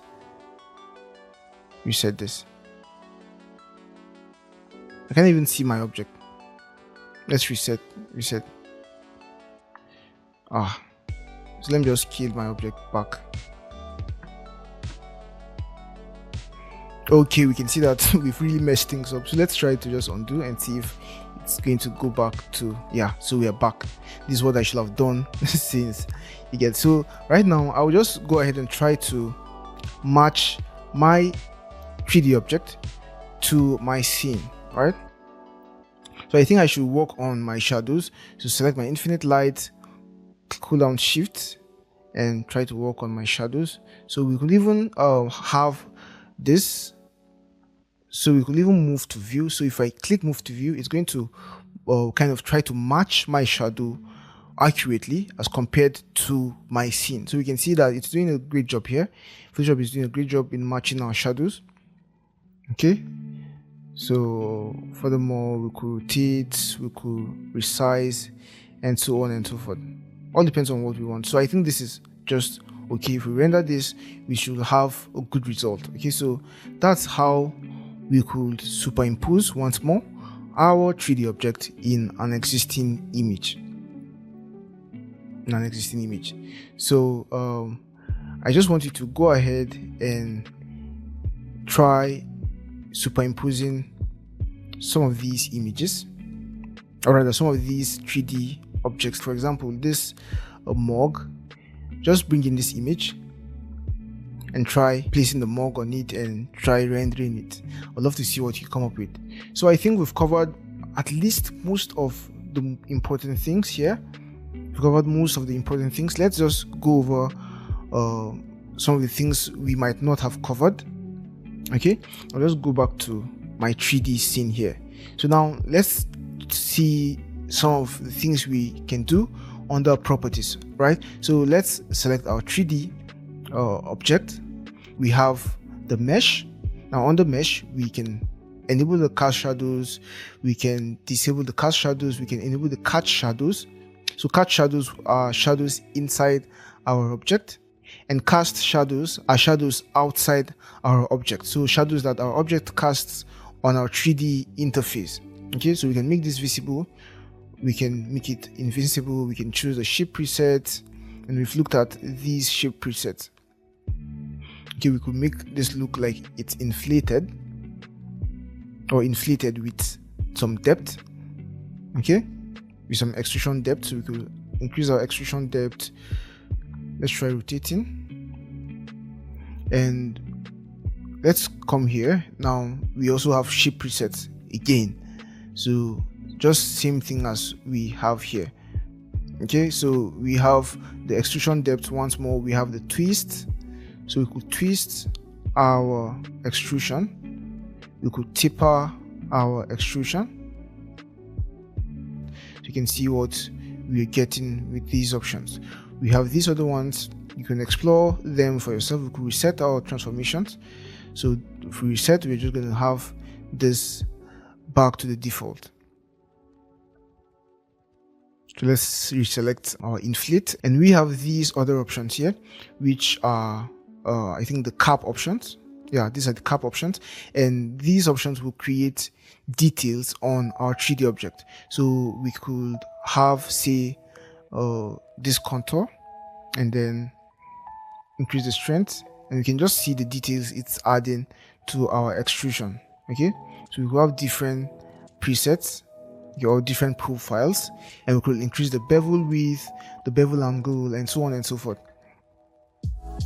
So these are things we could do to add more details to our 3D shape. We also have the coordinates, and of course you know what the coordinates do because we've used them. We have this for the move, so we could move along the x-axis, y-axis, z-axis. We could reset, we could rotate along the x-axis, y-axis, z-axis, and also we could scale along the x-axis, y-axis, z-axis, and we could move to the ground plane. We could reset our transformation. So these are the options we have when we have our 3D mesh selected. Okay, so let's go back and just reset deformations.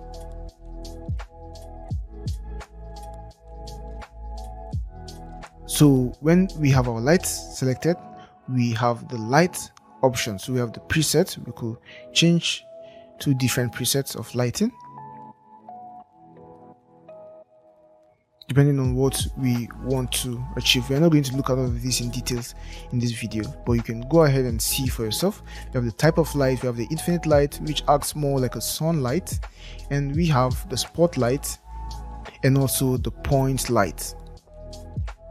Okay, just go back to my infinite light. Perfect. And we have the shadows. We could increase the shadow softness, and we could move to view, which will try to match the shadows based on the view, okay, or based on our scene or our environment. And we have the coordinates like we saw from the mesh. So you can see that we've actually added another light when we selected one of these light presets, right? So we can just click and delete the light, or not. Let me just undo that because I now prefer the view.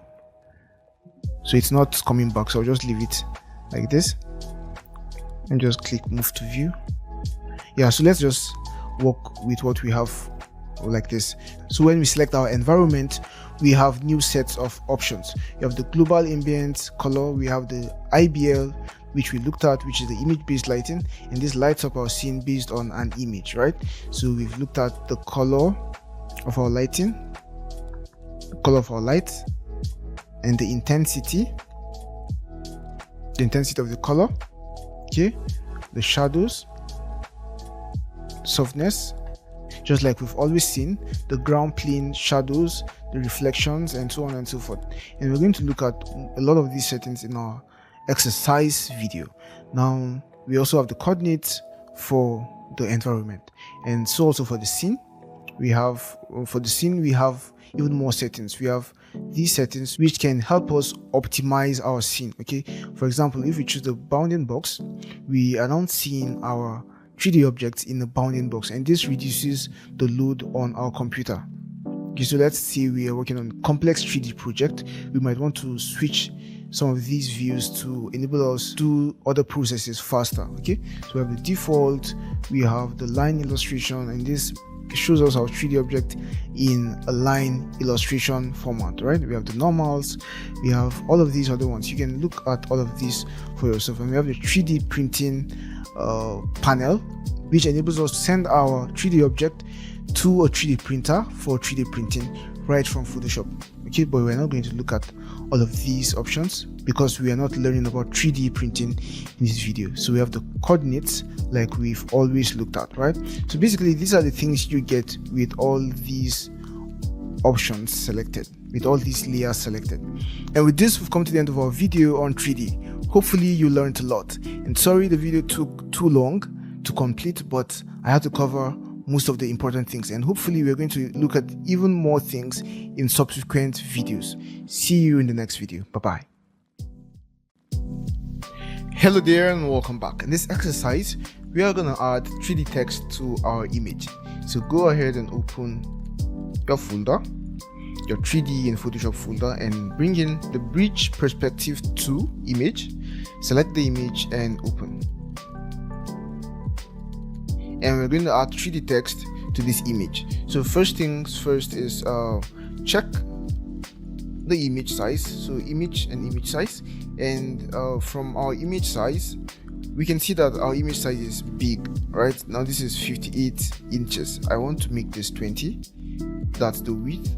So the width should be 20 inches and the height should be 13.3. The resolution should be 72, and okay.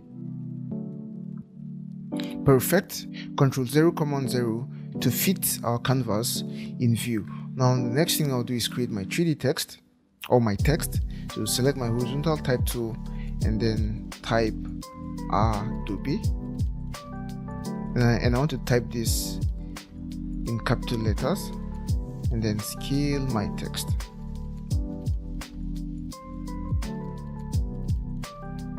Scale my text, and I'll just go ahead and effect the changes and go to 3D and then new 3D extrusion from selected layer.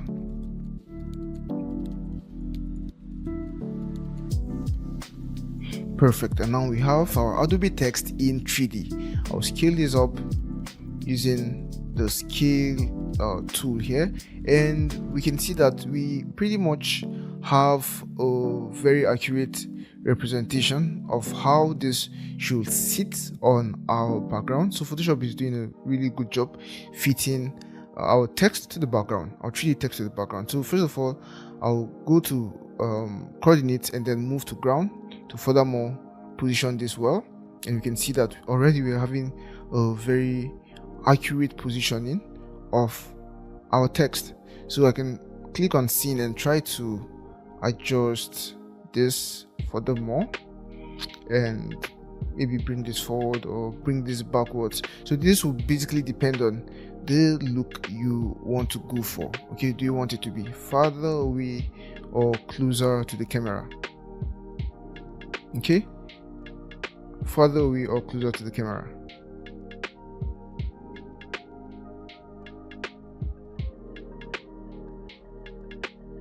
So I'll go for this look. Okay, I'll go for this look, select my Adobe text and move to ground. Okay, so we can see that it's already on the ground. Now I'll just scale this up one more time, just a bit. Okay, and maybe move this to the left hand side a bit. Perfect. Now the next thing I'll do is go back here and maybe increase my extrusion depth a bit, and then come and choose a profile. I want to choose this profile, which kind of inflates our extrusion. Okay, so this is what we have. This is what we have. Yeah, and this is good.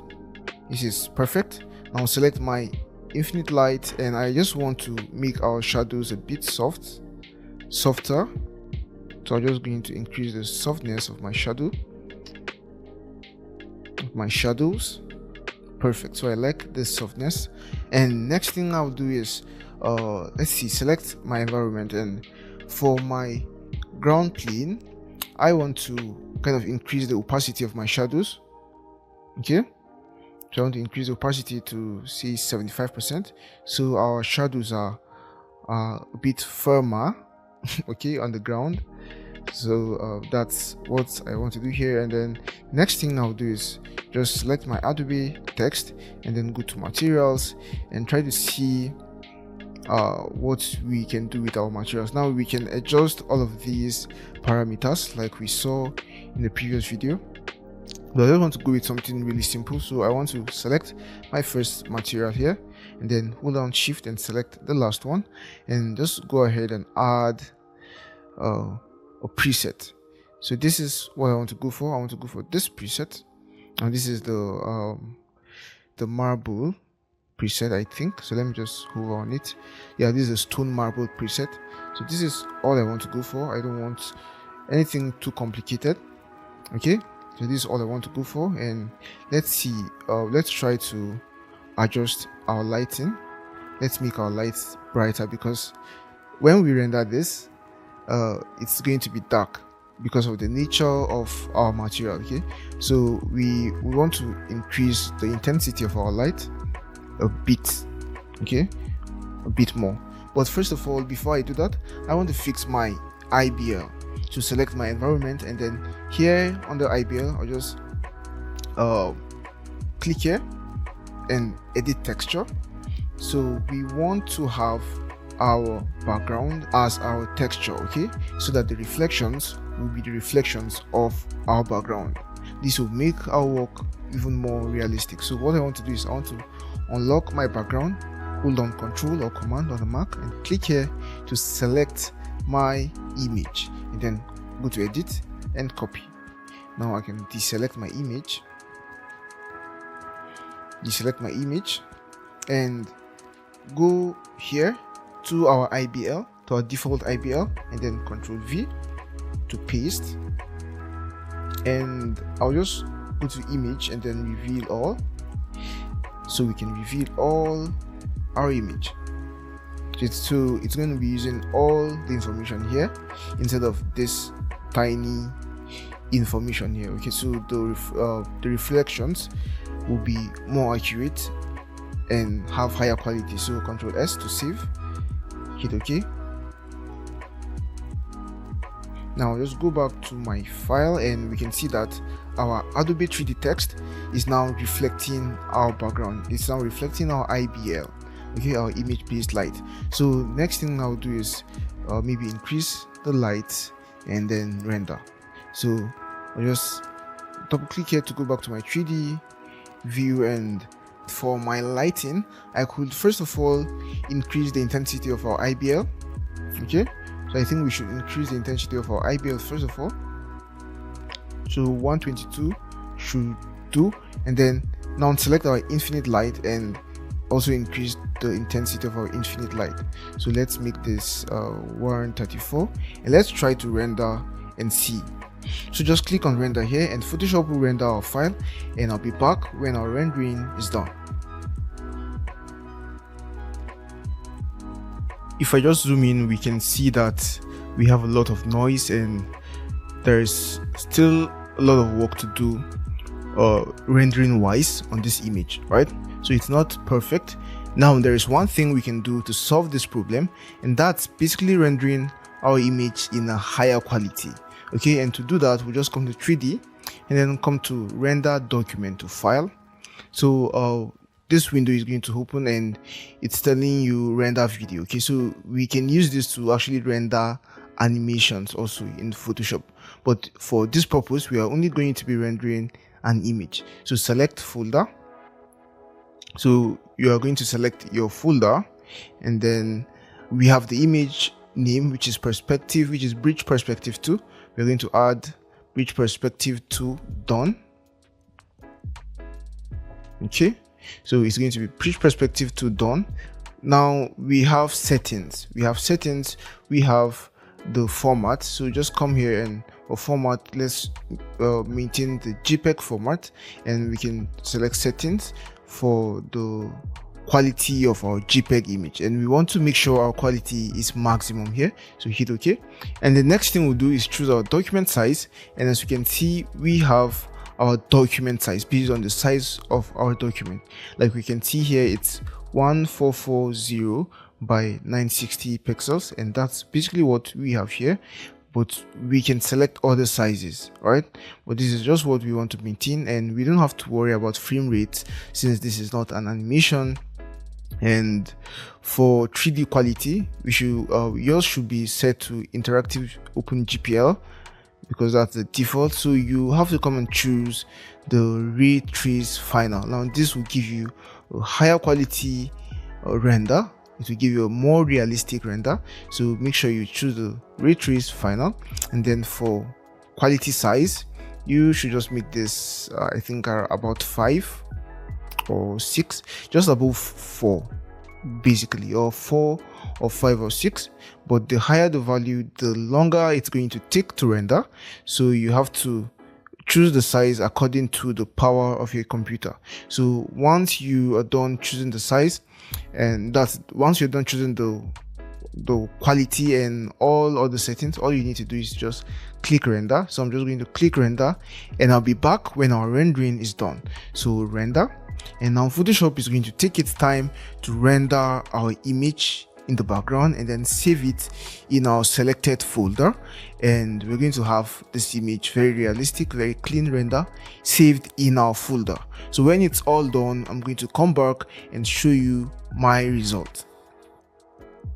So our rendering is completed, and just go to the folder, and this is my rendering. This is our rendering.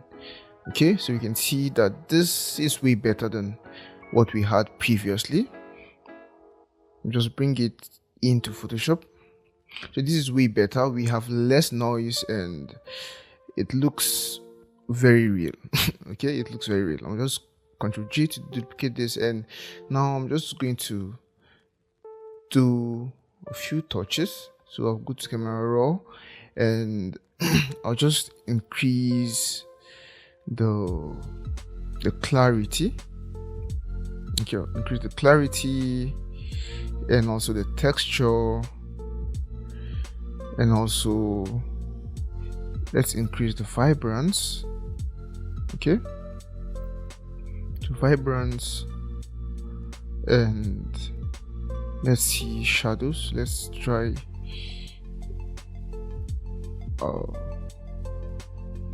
boosting our shadows or making our shadows brighter, a bit brighter.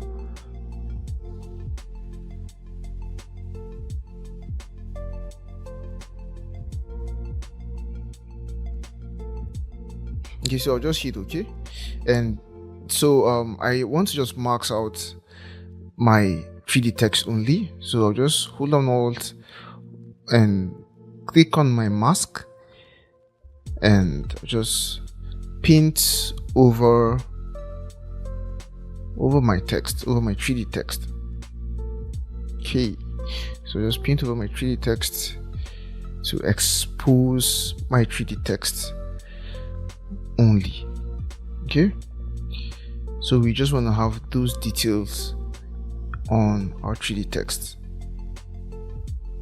So you can see how we are adding more details to our 3D text, and my hardness should be 0.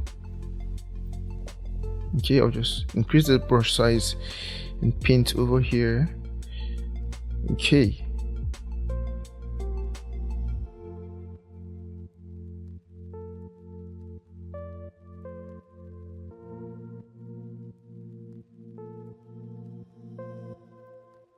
perfect. So I like what we have, and we could go further to make our composition even more real.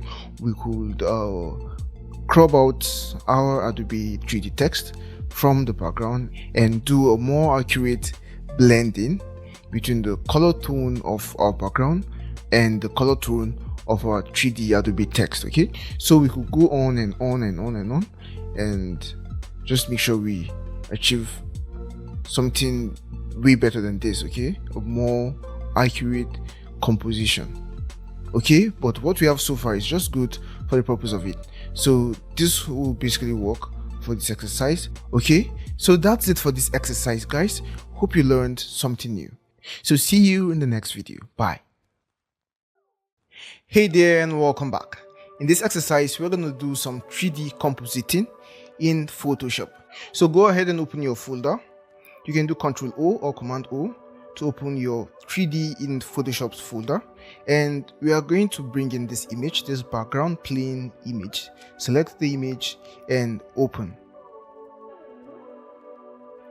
Perfect. So first things first, I want to reduce the image size of this image because this image is really large. We can see that it's 83.333 inches in width and 62.5 inches in height, and that's too large. So for the width, I want to just make this 23, and the height should automatically change to 17.25 because they are linked to each other. Okay, so hit OK. Perfect. Now we have our file size reduced. Now the next thing I will do is come to layers, create a new layer, and then come to 3D, new mesh from layer, mesh preset, and wine bottle. So create a wine bottle, and yeah, this is our wine bottle. Now we can double click here to go into the 3D layers panel, and I'll just select my wine bottle 3D group. Now this is the wine bottle 3D group, and inside the 3D group we can see that there are different 3D objects. We have the label, so we can off this or hide it to see what the bottle is like without it, and we also have the material for this label. Okay, so we can see the effect we get when we hide the material. Okay, and we can do that for the bottle itself. Okay, for the bottle itself, and also for the cap of the bottle. Okay, so these are the different 3D objects in our 3D bottle layer. Now select the wine bottle and select our 3D slide tool, and I'll just click and take the wine bottle deeper into our scene and position it just like this, and I'll scale my bottle up a bit more and then push it deeper into our scene. Okay, so this should just do. So this is perfect, and I'll click move to ground to perfect every other thing. And yeah, this is what we have, and now we can start to work on the materials. So I'll just open my 3D layers group, and the first thing I'll do is work on the cap. So for the cap, I'll select the cap material, and for the base color, I'll just give it a dark red color. Same also for the interior, and for my roughness, I'll bring my roughness to 0. For my metallic, I'll make it a bit to the right hand side, let's say 13%, and this is just all I want for my cap. Okay, for now I'll just go ahead and select my bottle. So this is my bottle, and the first thing I'll do is choose a preset. So I'll click here and choose a preset. I want to choose a glass preset. So we have this glass preset. This is the glass scratched preset, but we want a clear smooth glass. Okay, so and this is it. This is the glass smooth preset. So click and apply this preset. Now you can see how invincible our glass has now become, because this is a glass preset and we don't have opacity applied, right? So the first thing I want to do is change my base color, because I want to create an illusion of something in my bottle, of wine in my bottle. So I want to choose a color close to purple or magenta. Hit OK. That's for the base color, and for the interior color, I also want to choose the same color but a darker shade. Hit OK. And then for my opacity, I want to increase my opacity to say 24%. Okay, perfect. So 24% should do for my opacity, and I just want to leave every other thing just the way it is for now.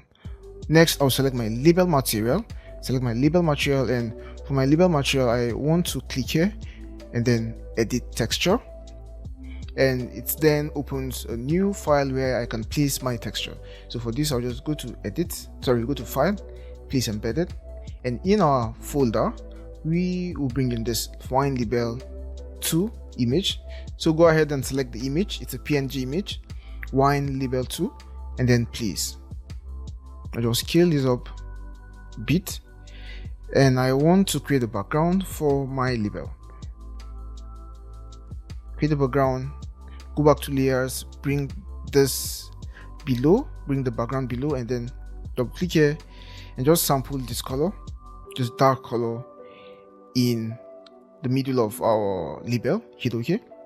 And I want to do one more thing for my label design. I want to create a strip along the edge like this, and then double click and then sample this shade, okay, this golden color. Hit OK. Take my move tool and hold down Alt and drag a copy to the lower side. Perfect.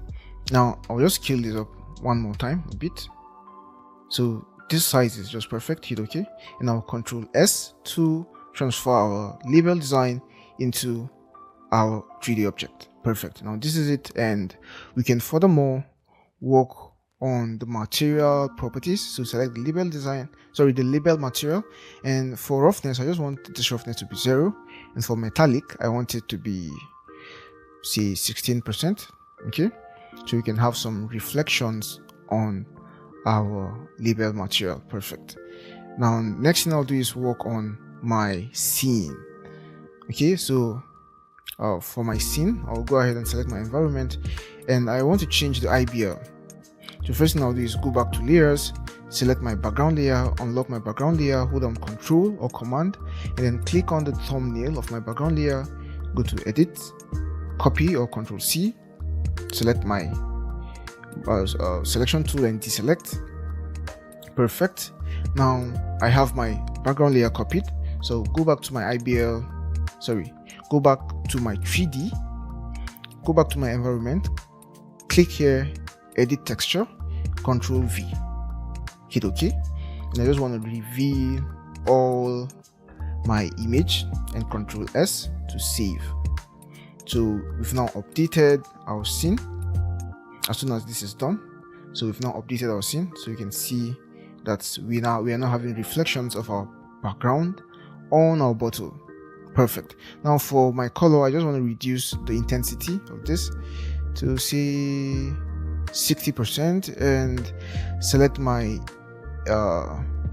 before my infinite light, I just want to increase the shadow. Okay, the shadow softness. So increase the shadow softness. Perfect. And then select my infinite light, increase my shadow softness to see 30%, and for my intensity, I think 90 is just perfect. So let's now do a test render to see what we have been able to achieve. So just click here for your test render, and Photoshop will do its calculation in the background, and we'll be back when the rendering is done. Yeah, so I couldn't wait for my rendering to be done. It was taking quite some time, so I just hit escape to see the progress so far. Okay, and I think we have achieved something quite good. Now the next thing I want to do is I want to just adjust my cap. Okay, work on the material for my cap. So select the cap material, and for this I want to boost up the metallic so as to create more reflections on our cap. Okay, yeah, so 23% should be perfect, and I want to make the cap even darker, a bit darker in color, so just a bit, and hit OK. And I think we are done here. Okay, we have everything laid out perfectly, so I'll just go ahead and create a high quality render right now. So go to 3D and then render document to file, and instead of background plane, we're just going to name this wine,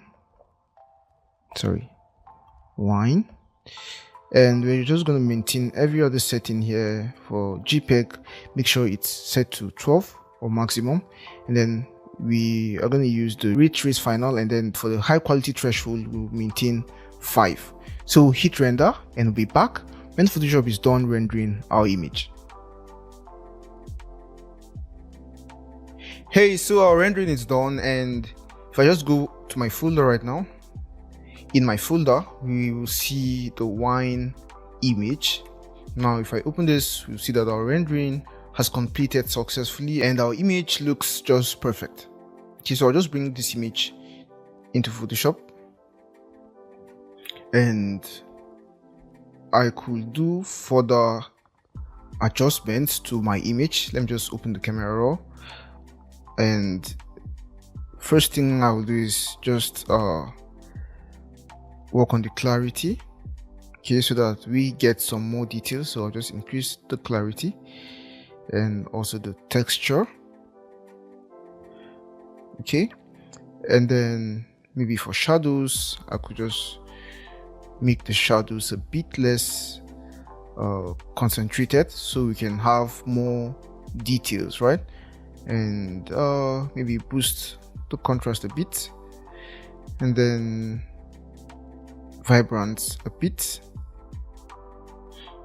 And basically with these changes I think we are good to go. Okay, so I feel this look is just perfect. I don't want to do too much, so I hit enter or return on the Mac, and this is our image, impeccable. I'll just Ctrl S to save our image, and for this I will also Ctrl S so you have a copy of this. So I'll just name this wine, okay, and Ctrl S or hit save. Perfect. Yeah, so with this we've come to the end of this video. See you in the next one. Bye bye.